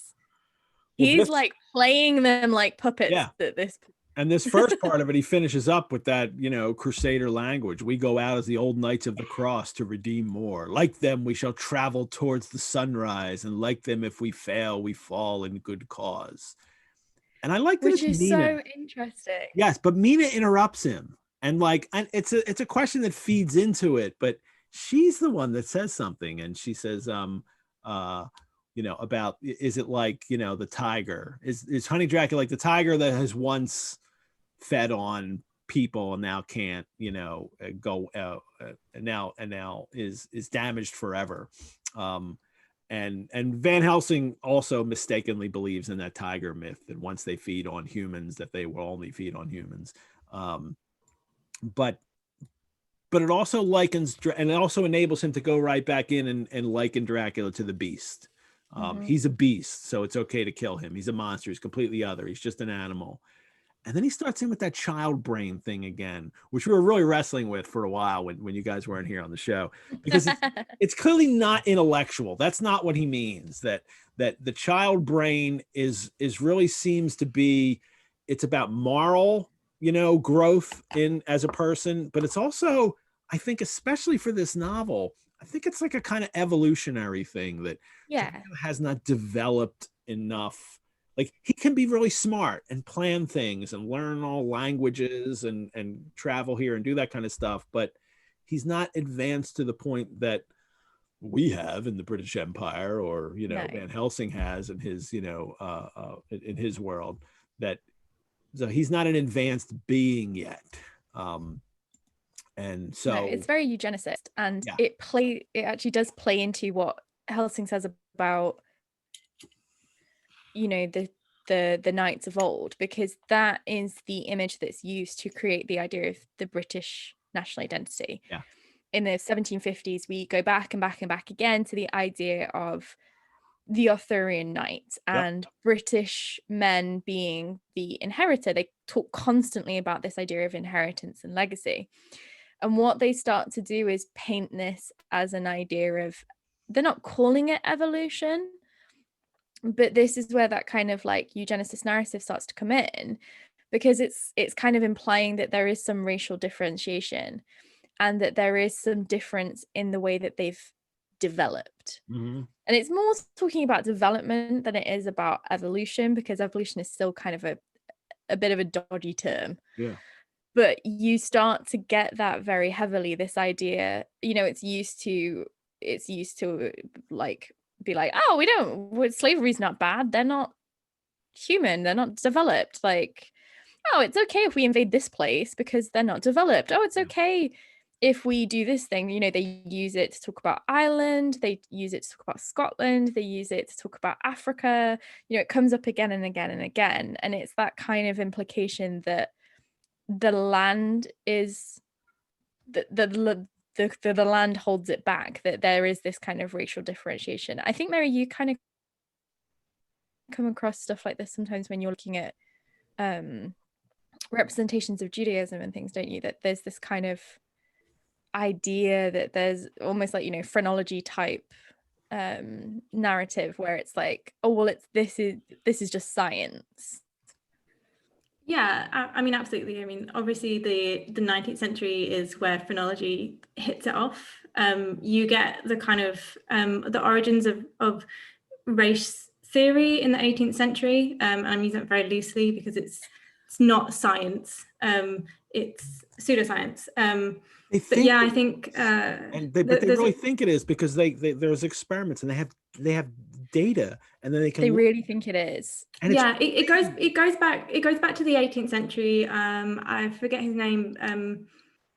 A really famous German scientist who basically created the idea of race science, and he came up with the idea that there are 5 races that he apparently could, distinguish. One of them being the kind of white race. He also does talk about Jewish people as they're kind of white people, but they're also different and other. But by the time you get to the 19th century, you do get the idea that you can tell if someone's a criminal based on how their skull is, or the shape of their nose, or the shape of their feet even sometimes. And the idea that kind of physical characteristics can be a marker of your racial identity, but then also link that up to some kind of developmental or evolutionary or even moral aspect. And the idea that the ideal, the pinnacle of evolution being the white, Anglo-Saxon myth of a man. And everything else is either beard. Beard's important. You need that beard. Yeah. Wizard wisdom right there. Yeah, but all other races are kind of lower in the pecking order in terms of that development. And then you have this idea of degeneration as well, and the idea that if you can reach the pinnacle, that you can also go down. And obviously, being the fin de siècle, being coming up to the end of the century, you have a lot of anxiety surrounding the end times anxieties. So the idea, you get this a lot in the 1790s, you had this a lot in the 1990s, and the 1890s were no different. You had a lot of people expecting that when 1900 hit, the end of the world was going to happen, and the idea that, if we haven't reached the pinnacle, the evolutionary pinnacle, then that means that the end is nigh, and we're going to start sliding back down, or things are going to go very, very badly. So Dracula's definitely playing into all of those fears, those racial fears, him as a kind of criminal type, but him as also this kind of racialized. I mean, he's racialized in a Jewish way. And here at the end of the 19th century, you get a mass. And he's connected to the Roma as well. Yeah. You get a massive uptick in Jewish immigration, specifically to the East End of London, in the kind of areas that Dracula has been, hanging around Whitechapel, Fenchurch, all of that kind of idea, but linked to that kind of moral questions. And this will continue in the next chapter. I mean, the next chapter, Van Helsing even name drops, Nordau's degeneration and Lombroso for the criminal, brain and behavior and things like that. So he'll go into it even more as he's ramping up, this group to go fight this holy war. I love the way he ends this too, because this is really, I don't love it. I mean, I'm fascinated by it, because he says, but we are pledged to set the world free. Our toil must be in silence, and our efforts all in secret. And he finishes their peril for the good of mankind and for the honor and glory of God. And this is not just Crusader language. This is empire language. And it's also, it's like the problem of the empire, like the white man's burden thing, that we have to set the world free, like we're doing this for your own good. Idea that's all very manifest destiny. Yeah, that's Van Helsing's all about this and getting them on board to go fight this holy fight. I love Mina's reaction, and really everybody's reaction is like, after all this, tonight, nothing be definitely settled, and that we should all sleep on the facts. well, what facts? He didn't give you any facts. He just gave you a lot of rhetoric, first of all. but it's almost like too much for them. Like, holy shit. Wait, I never go to the Holy Crusade here, Van Helsing. I thought we were just gonna go kill this vampire. So they have to take a break. And they do. And Mina says, I feel a wonderful peace and rest tonight. It is as if some haunting presence were removed from me. Perhaps, and then my surmise was not finished, could not be, for I caught sight in the mirror of the red mark upon my forehead, and I knew that I was still unclean. That Mina, Stoker not only has all the men notice it, but he has to also make sure Mina can see it herself too, that she's no longer pure. And then we jump to Seward's diary. So completely untrustworthy here for viewpoints for me. But we get Seward, and even he starts the same thing. It's wonderful how much resilience there is in human nature. He starts at hopeful, and then it is only when I caught sight of the red blotch on Mrs. Harker's forehead that I was brought back to reality. Like, everybody in this chapter seems to do that. They're like, we'll go on, and then Mina is there, like they look at Mina and see that mark, and then they're reminded that, oh no, it's it's not going to go well, that she's their representative of impurity for them. Mary and I were kind of talking before we were messaging, and we were both saying that he kind of sets up Mina at this point as a sort of Miltonian Eve, that you have that kind of like she starts to become more voiceless, but she has to serve as the the reminder of sin, the reminder of that impurity and lack of like cleanliness in that sense. And it's interesting how that tension within Mina's character builds up, that Stoker almost doesn't seem to quite know what to do with her at this point. There's an interesting feminist perspective. I like that Miltonian view of her too, and how because then he'll go into right now, talk about that she's a potential threat to them all because of this. Melissa, I really like this moment. So the moment before with Mina, where she's looking at herself in the mirror, and she catches her reflection, and that's where she sees the mark. Because in Paradise Lost, Eve sees her reflection in the river, and that's one of my favorite moments in the poem, because the kind of the narrator is like, and she would have stayed there all the time, just gazing at herself, had not like a voice from the heavens came and been like, hello, there's Adam over here, don't you want to go and meet him? But here you have a moment of reflection of self, of self-recognition, but it's an abject moment of seeing the self as becoming other. So objection being that kind of breakdown in meaning between the self and the other, and that kind of transitional liminal space.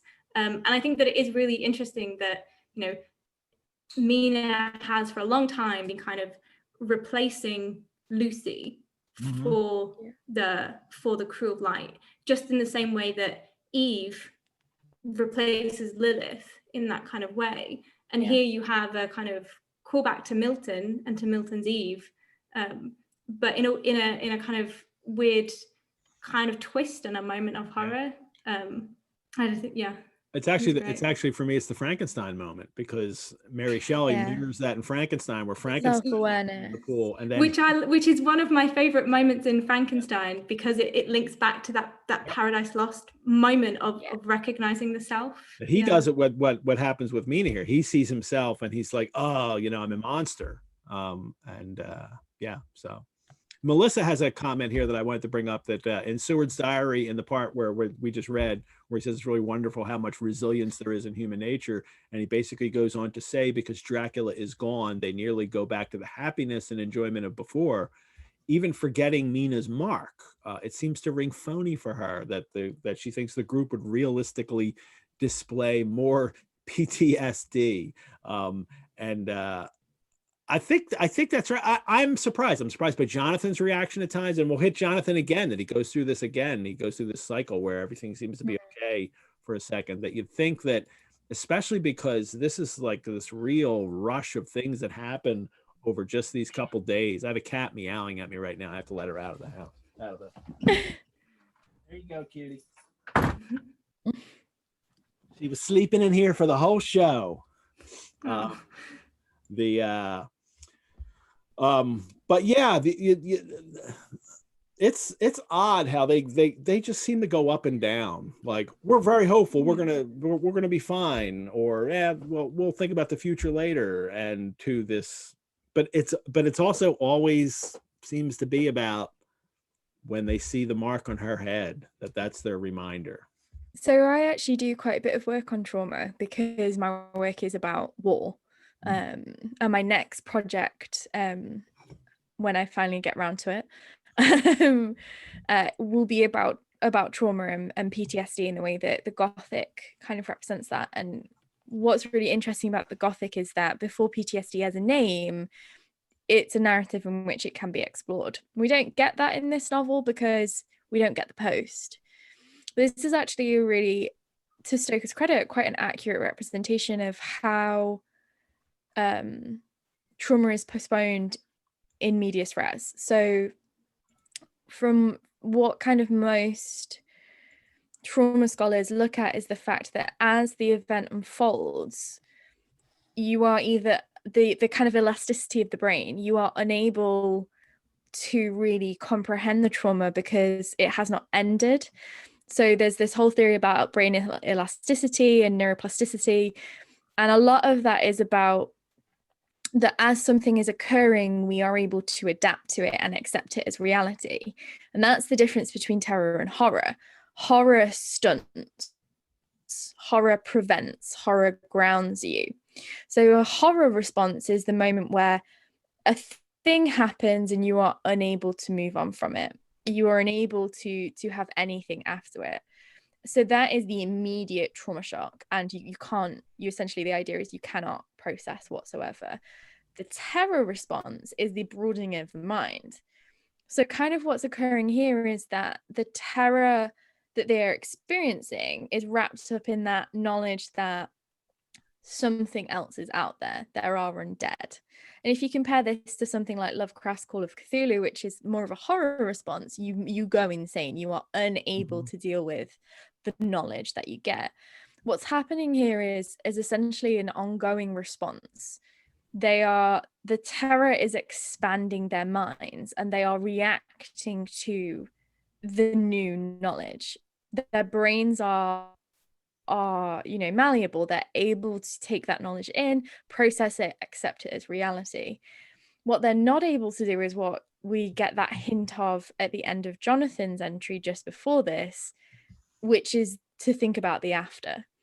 So it is that kind of, your brain protects you because it's accepting the reality as you're in it. What's really interesting is that we don't get the post, and I think that's why so many people are obsessed with what would happen after this novel, and that's why we have so many sequels to Dracula and so many reimaginings of Dracula, because the trauma comes later. And what so many Gothic novels do is finish at the point of finale. We never see the trauma, we never see the PTSD set in, because we see them adapt and react, and we see the expansion of the mind in response to the terror. But then we don't see what terror does in the long run. And what's kind of implied in modern texts is that terror over time becomes horror. You cannot continue to grow. You grow in the moment, but then you can't grow past it. So that's kind of, it's a bit of a complex answer, but actually, I think what Stoker does here is a really, really well-informed depiction of how human brains respond to a situation like this, and how that terror theory of the 18th century Gothic works in reality. This is pre the idea of plasticity and neuroplasticity and elastic brains, like very much so. But that's essentially what Stoker is suggesting here, is that, and it's interesting that comment comes from Seward, who is the scientist. Yeah. He is this, would be a psychologist. He's the one that picks this up, and he's the one that notices that. And I do think that there is more to that statement than perhaps we have picked up on, but when we look, it's one of those moments that we can look back at with the knowledge we have contemporary and reread it without, we can pick something up we maybe missed before because we know more now about it. And I think this is post Crimea, this is post, Stoker was likely to have known so many veterans because London was full of them. I think what he's actually doing here is depicting how people respond as a traumatic situation is adapting, but what we don't get is what happens after the trauma. And that's really interesting, and I think that is actually really accurate, really well observed human response. Good. Alrighty. Got like 6 pages of this chapter to get through still. So let me try to move through a little bit right now, and just and I love that I need to be like a 4-hour show, especially when you guys are on shifts. So it's like I just want you to keep talking for the whole show. But we want to get through the chapter. Yeah, just unfortunate this chapter's got lots of points where we both and it's really, at first I didn't think it was going to be much, and then as I was going through and compiling my notes, I've still got 5 pages of notes to go through. But Seward notices that Mina's being kind of quiet, and I fear in some mysterious way, poor Mrs. Harker's tongue is tied. I know that she forms conclusions of her own. I can guess how brilliant and how true they must be. So he's acknowledging how brilliant she is, and we all know that, but she's not talking. And she's like, I'm gonna have to talk to Van Helsing in secret about how we're going to deal with the woman here. And he also calls it the vampire's baptism of blood. He mentions that Van Helsing is called that. Remember, in the original draft of this novel, Stoker had Dracula actually say it was a baptism of blood, and then he cut it out, and so he can give that phrase to Van Helsing later to call it that it seems like Dracula wouldn't refer to it in those religious terms, but Van Helsing would. So it's Seward saying it, but he's quoting Van Helsing. And then he says, the same power that compels her silence may compel her speech. I dare not think further, for so I should in my thoughts dishonor a noble woman. That's funny. I'm laughing at you, Seward, not with you. And then Van Helsing agrees, and he's like, I can see the characteristics of the vampire coming in her face. Her teeth are somewhat sharper. Her eyes are more hard. If there's anything that's like, boy, you might be reading into that, Abe. And there's a silence in her now, but we are seeing that, at least, especially in her thing. And that they're afraid that, if she can see and hear the Count, then he can also, see and hear what's going on around her too. So we must keep her ignorant of our intent, so she cannot tell what she know not. So we've had all of this like back and forth between like including her, and now we need to exclude her, and now we need to, exclude her again. I mean, and no wonder, like all they could do was focus on her scar in this chapter right now. So I'm not surprised they're coming to the conclusion that we can't share with you anymore, because they don't know what to deal with her. They don't know how to deal with her now that she's not quite the Mina that they knew.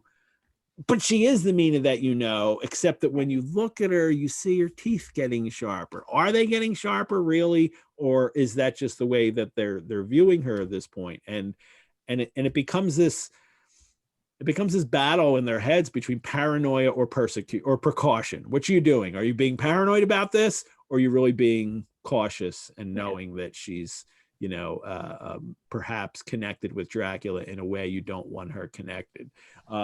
There's a great note in my Norton, the David Scull, Nina Auerbach edited Norton here, and it says,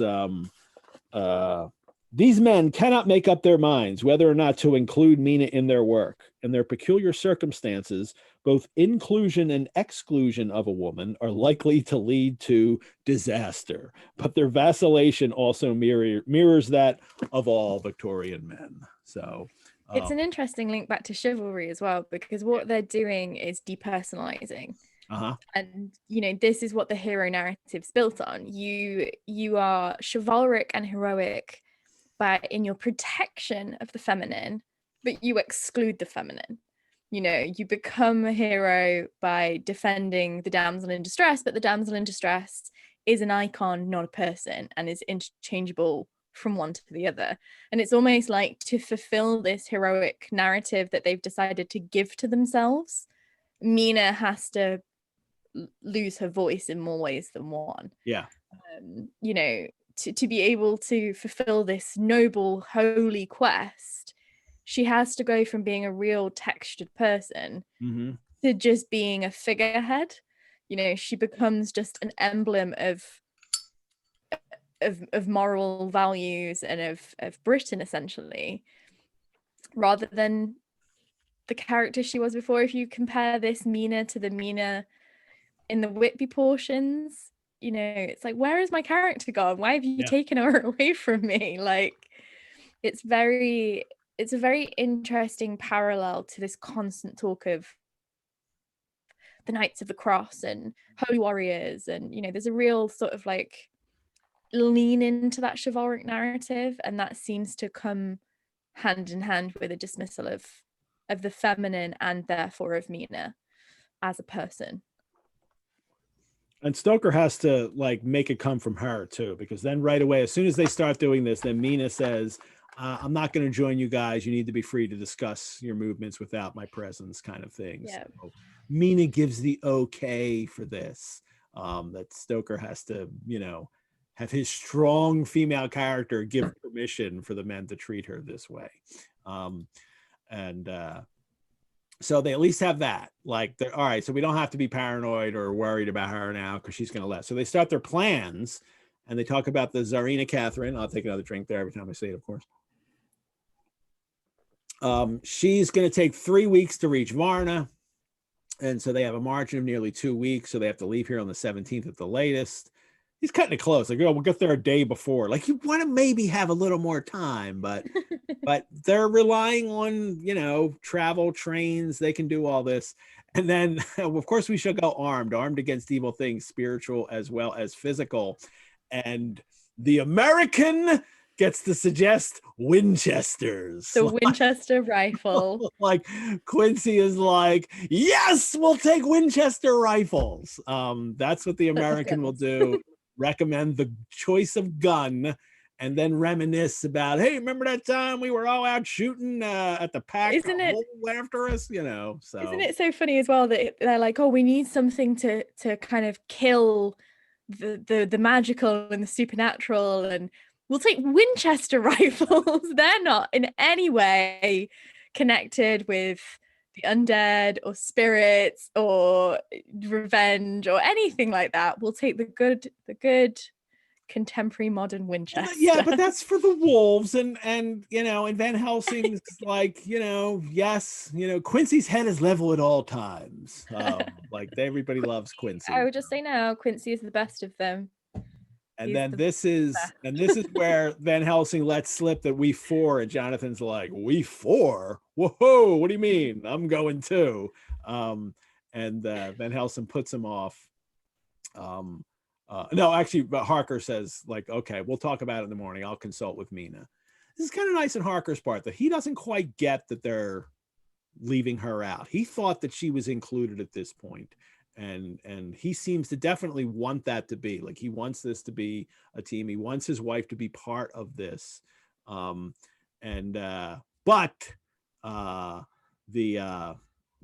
get his journal, and Mina's determination to not take part set me thinking. The last time we talked on the subject, we agreed there was to be no more concealment amongst us. And so he's having trouble figuring this out, but she's also sleeping like a little child. And this happens more and more now with her. This is the way Jonathan's reacting towards her. And she wakes up and she says, promise me something. Don't, want your word, a promise made to me, made holily in God's hearing. And not to be broken. And he's like, whoa, I can't do that. And but she can. And it reminds me, there's a new promise that's going to happen here. Like, when they were married, they had to have this special promise too about his journal and about what happened to him beforehand. And she was willing to to go along with this promise to him that I won't read the journal until I need to. And she did. She kept the promise until she felt like she needed to do that after he saw Dracula again. And Jonathan is like, okay, I promise. And then for a moment, she looked supremely happy, though to me, all happiness for her was denied by the red scar on her forehead, he says. And she says, promise, and you won't tell me anything about the Count. And he says, I promise. And I felt that from that instant, a door had been shut between us, that Jonathan at least acknowledges the fact that this is damaging to us having a relationship, that I can't share this with you. But then he follows it up with, Mina has been bright and cheerful all the evening. She's now sleeping like a little child. She can forget her care. And he just immediately goes back to, infantilizing her, and that he can take care of her now because she's given up her, she's given up her, right to act, her agency she's given up. Not to go down a rabbit hole, but this mark on her really reminds me of a bit in American history when women were captured by Native American tribes.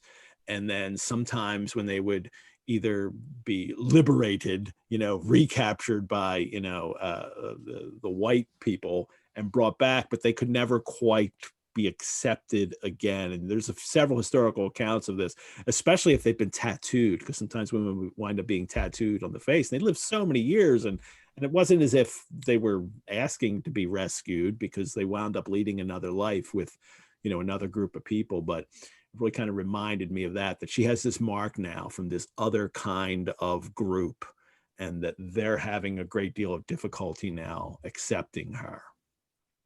It's a physical manifestation, yeah. but it's also symbolic in that it represents a change or a difference. And I think I kind of get the impression from the men that they assume if they can fix this, and if they can get rid of the mark, then she'll be okay. But there's no indication that the mark will go away. But also the mark isn't really the problem.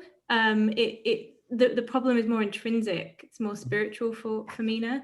And you can't go backwards, and you can't, once you've had this experience, you can't leave that behind. And I think what Lauren was saying about trauma earlier is really important, particularly for Mina, and particularly in the way that she is internalizing a lot of difference of herself, that transition in the liminal space, and the shock and the horror of her experience, and then her own personal kind of guilt and shame. And I think the mark is visual. It's a kind of, it's a moment of horror, that recognition. It shocks you, it freezes you, makes you stop and look at the mark.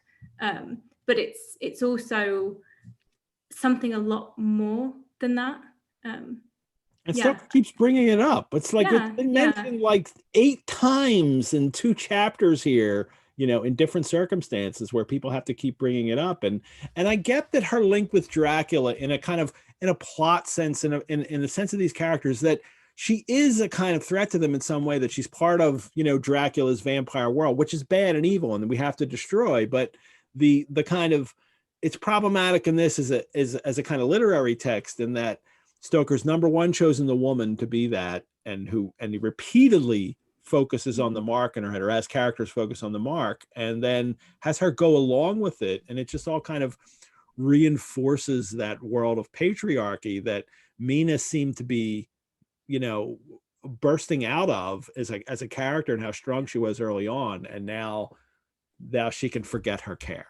So at this point, and that kind of happens a lot in Gothic text, that kind of reinforcing of convention. Like she starts to transcend, and then she has to come back down again, which is interesting considering Jonathan is at the castle and is traumatized. Yeah. And goes through a mental breakdown, and she then takes care of him. And then is allowed back in. He's allowed to then, marry and be a patriarch. Whereas Mina isn't allowed any of that freedom. Well, here's the great twist now in the chapter. And that never really gets thought upon. Yeah. Yeah, the great twist now is that now this is later. This is the end of the chapter, and she calls Van Helsing in, and she says, "You must take me with you. I am safer with you, and you shall be safer too." And she brings out the point to him that like, and she even points to the scar. She's like, almost. There's a part of me that wants to read this as Mina like saying, "I'll find a way to get over on you guys, and I'll even use the thing you're all focusing on." You know, like if you're writing it, rewriting it today as adapting it, this is totally the way I would have her play it. And then she's like, if, you know, she points to the scar and she's like, you know, if Dracula wills me, I must go. So if I'm out of your sight, I'm a danger to you because you don't know what's happening to me. I could do something to, you know, I could even hoodwink Jonathan. So she says, you know, and you can also hypnotize me and learn things that I might not, you know in my conscious, you know, waking self. So Van Helsing, he just buys it. He's like, yeah, you're right. You're most wise. You need to come with us. You know, also though, we have now to deal with a new factor, Madam Mina. He tells the men, like, we have to not only, you know, deal with fighting a monster, but we got to deal with, oh my gosh, there's a woman coming. There's a woman. We got to take her on a boat. I know, and women on boats, you know, that's not good. Bad luck. But she's back in the mix, and she did it herself. She got to do this herself, and I can't imagine Stoker is doing what like I'm thinking here, that like he's like got to find a way to bring her back in. Well, he does in a sense, because he can't break them up in the final chase. She does have to be part of that. She's too involved in that. But I love the way it's worked out here. And then Van Helsing says, he mentions this curious piece of branch of wild rose we can put on the coffin, and then he can't open it, which is something he gets from Emily Gerard. And it's interesting because he mentions it in the notes in that bit of put a wild branch of rose on a coffin, and then the vampire can't come out of it. But it's not in the section where he's listed all these things that he's pulled from Emily Gerard's essay in the 19th Century Magazine. He's got it in another part.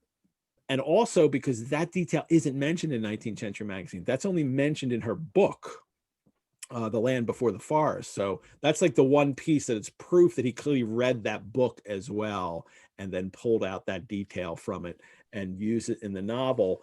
Quincy's response is like, I'm not going to wait. I'm just going to kill him. I'm just going to open the box and kill him. Which is what Jonathan was saying in the last chapter. Now Quincy's like, yeah, I'm just going to murder him. He's like the Yaphet Kotto character in Alien. Like he's just let's just kill it.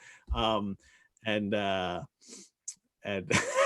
Helsing, maybe meaning to be patronizing, may calls him good boy, brave boy. Quincy is all man. God bless him for it. So they're going to go armed, and all right, everybody put your affairs in order. Like, woo, that's like throwing a little cold water on everything here. Like, write your will before you go on this trip, because this could be the last thing you do. And Jonathan finishes by, my will is made and all complete. Mina, if she survive, is my sole heir. If it should not be so, then the others who have been so good to us shall have remainder. It is now, he's somebody like Van Helsing here all of a sudden, isn't he? It is now drawing towards the sunset. Mina's uneasiness calls my attention to it. I am sure that there is something on her mind which the time of exact sunset will reveal. These occasions are becoming harrowing times for us all, for each sunrise and sunset opens up some new danger, some new pain, which, however, may in God's will be means to a good end. I write all these things in the diary, since my darling must not hear them now, but if it may be that she can see them again, they shall be ready. She is calling to me. That's an interesting last line of this chapter there. She is calling to me.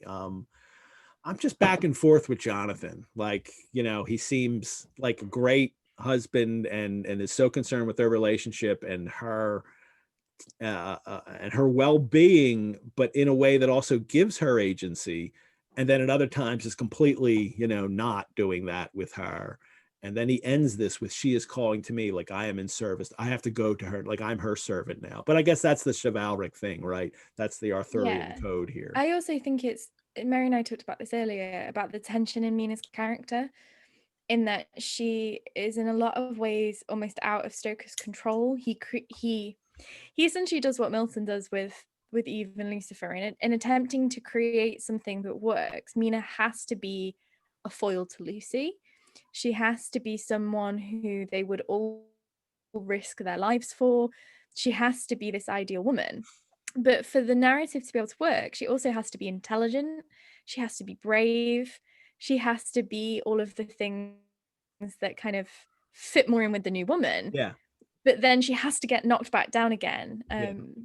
And there's that real, you put it really well earlier in the message, Mary, like that tension, like inside the character. It's kind of almost out of Stoker's control and it's almost unintentional. Yeah, Stoker did not intend for Mina to be this awesome, but she is. And I think that this bit's really interesting parallel with what happened earlier in the novel. In the, you know, the men decided, or Van Helsing decided, let's keep Mina at home, let's keep her out of things, keep her out of the loop, and she'll be safe at home, and we'll go and we'll hunt the scary vampire knowing that she's safe. And then they get home and, you know, Dracula's been feeding on her blood because she's not protected. And here they have the same idea, like, we'll leave her in England, she'll be safe, and we'll go and we'll hunt the scary vampire and we know that she'll be safe. Which obviously is a terrible idea. You shouldn't leave Mina, because she's dangerous potentially, because she is becoming other, but also because she's just really intelligent, she's really awesome, and she has these great ideas. And I think there is in this chapter a lot of tension with that in her, and you don't get a lot of her voice, but I think you do get that kind of struggle. So in the meeting, she's almost saying, let's not go after Dracula, he'll be fine, he's not going to come back. And it's almost suspect, I think. Why is she saying, oh, we shouldn't go and chase this vampire again, let's just leave it. But then obviously she does recognize the threat that she poses. So in that kind of recognition scene in the mirror, she's becoming other, and then through the hypnotism, she's slipping into Dracula's eye. So you don't get it in this chapter, but I think in the previous chapter and then in chapters that follows, you know, I can hear the waves lapping, I can see, I can feel. It's almost as if she is becoming Dracula or becoming other. So she is this kind of multifaceted, complex character, and she recognizes that she does pose a threat, but also that they would clearly just not be able to do anything without her. So he makes her too good. He makes her too important. Yeah. And then he can't, as an author, he can't control his character. And the other characters, they all want her to be the Lady of Shalott, you know, half sick of shadows, just lying around, and they do things for her. But Mina's like, no, I have to go on the quest for the Grail as well. I think that's why she's so prevalent in adaptations and reimaginings of Dracula. She's big. She becomes bigger than the novel. She's too good of a creation, and she takes on her own agency, which is wonderful. Really, it's interesting to see that tension inside Stoker's writing, not just in his conscious creation. Yeah, you don't find a lot of Lucy novels, and Lucy is a character going on to conquer things, even though Gwendolyn Keist wrote that great story about her this year, but that's not the character that gets, you know, her own franchise and gets into all these other things. It's Mina. So. Well, I want to thank you guys, not just for being here today, but for all of your appearances for the chapters that you've done. Anything to wrap up your experience. You're going to be back for the after show that we're doing on November 15th. So you guys will all get to see Mary and Lauren again. We're going to do, we finish on the 8th with Sir Christopher Frayling. That'll be fun. I'll do that with him. And then on the 15th, we'll come back and have an after show with all of the co-hosts, Tucker and both Josh's and you two. But how's this been for you? Has this been good? It's been amazing. We've had such a good time. It's so nice to be able to kind of talk in this much detail and to have the chat, and it's just been wonderful. We, you know, academics can get a little bit too obsessed with the intricate details and not the fun and the details. So it's just been, we've had a great time, and it's been really inspiring. I think it's helped us, you know, I don't know if we would have had the confidence to start Gore Guides if we hadn't have already. Oh, good. You're great at this. Yeah, no, and yeah, I'm glad that that's working out too. So, you know, and it's nice to concentrate on a chapter too. It's like just do this work and let's just talk about this for a while. You don't get to do that very much when you're doing work in academia. No. Like Lauren said, it's been really, really great. And thank you so much, Ed, for, you know, inviting us on. And also thank you to everyone watching. And also to the other co-hosts. You know, everyone's been brilliant, and everyone, I think, contributes really interesting things. So it's been a really great thing to be a part of. So thank you. Good. Yeah, we're really grateful to everybody. Thank you for being so nice to us in the chat. And thank you for having us. I love you guys. And I started today's show with that piece of art that was made, and I'll finish with it too. That and he's in the chat today too, Seward, who made that. I absolutely love it. I sent it to everybody. I was like, I have fan art. That's what my kids said. I showed my kids. They were like, Dad, you have fan art. And I was like, well, you know, it's for the show. Yeah, like, I was at work. I was in the office. I was in the middle of trying to solve a medical crisis because I was senior admin at a health centre, because academia is on fire at the moment. And I literally got all of my co-workers and was like, look, I have fan art. That's awesome. I am actually an academic. This isn't my whole life. There you go. So yeah, it's been fantastic. Well, I've been so happy. I'm so grateful you guys did this show and joined me on this journey. And thank you. And you guys will be seeing more. So not only the 15th, but there will be more that I'm not going to reveal yet. So Dracuphiles, thank you all for tuning in today. We'll post this recording on our website. Maybe that's how you're watching it right now. And if you are, then thank you. We have a Sundays with Dracula Facebook group where we continue the conversation. Look us up on Facebook, join in that conversation. I'm always available. If you want to send me a question or a comment via email, it's epettit@rosenbach.org. I encourage you all, if you're going to drink, then drink Tamworth spirits. I love these drinks. I'm not just saying that because they're sponsoring. I was already buying their products anyway. It was like I found someone who I was already drinking to do it too, which is really nice. And don't forget to join me tomorrow night, everyone, for Monday Drac Chat with Dracuphile Adam Podlofsky. Remember to register for ahead of time, members in Dracula Club only. You can only watch it on Zoom as it airs at 6:30 p.m. EDT. No posts after the airings. If you're looking for more virtual engagement, head on over to the Rosenbach website. Check out the other virtual offerings we have. If you sign up for the Dracula, the Enduring Monster presentation, I would be more grateful than Quincy when he learned there was going to be some shooting on this here adventure. So, you know, Quincy was happy about that. Mary Lauren, thanks again. Join us next week.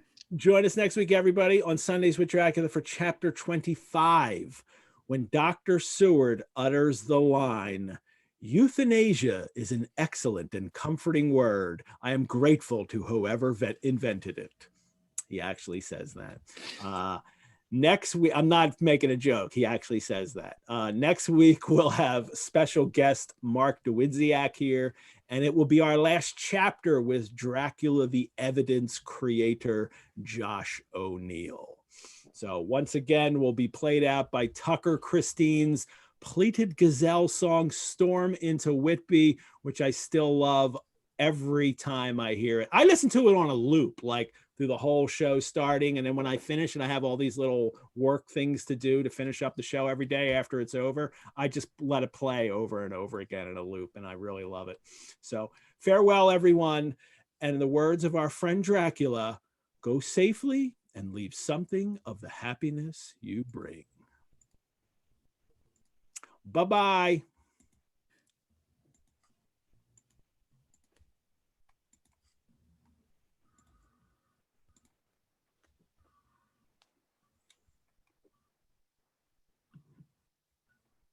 Still waiting for the sound. Let me put it on again.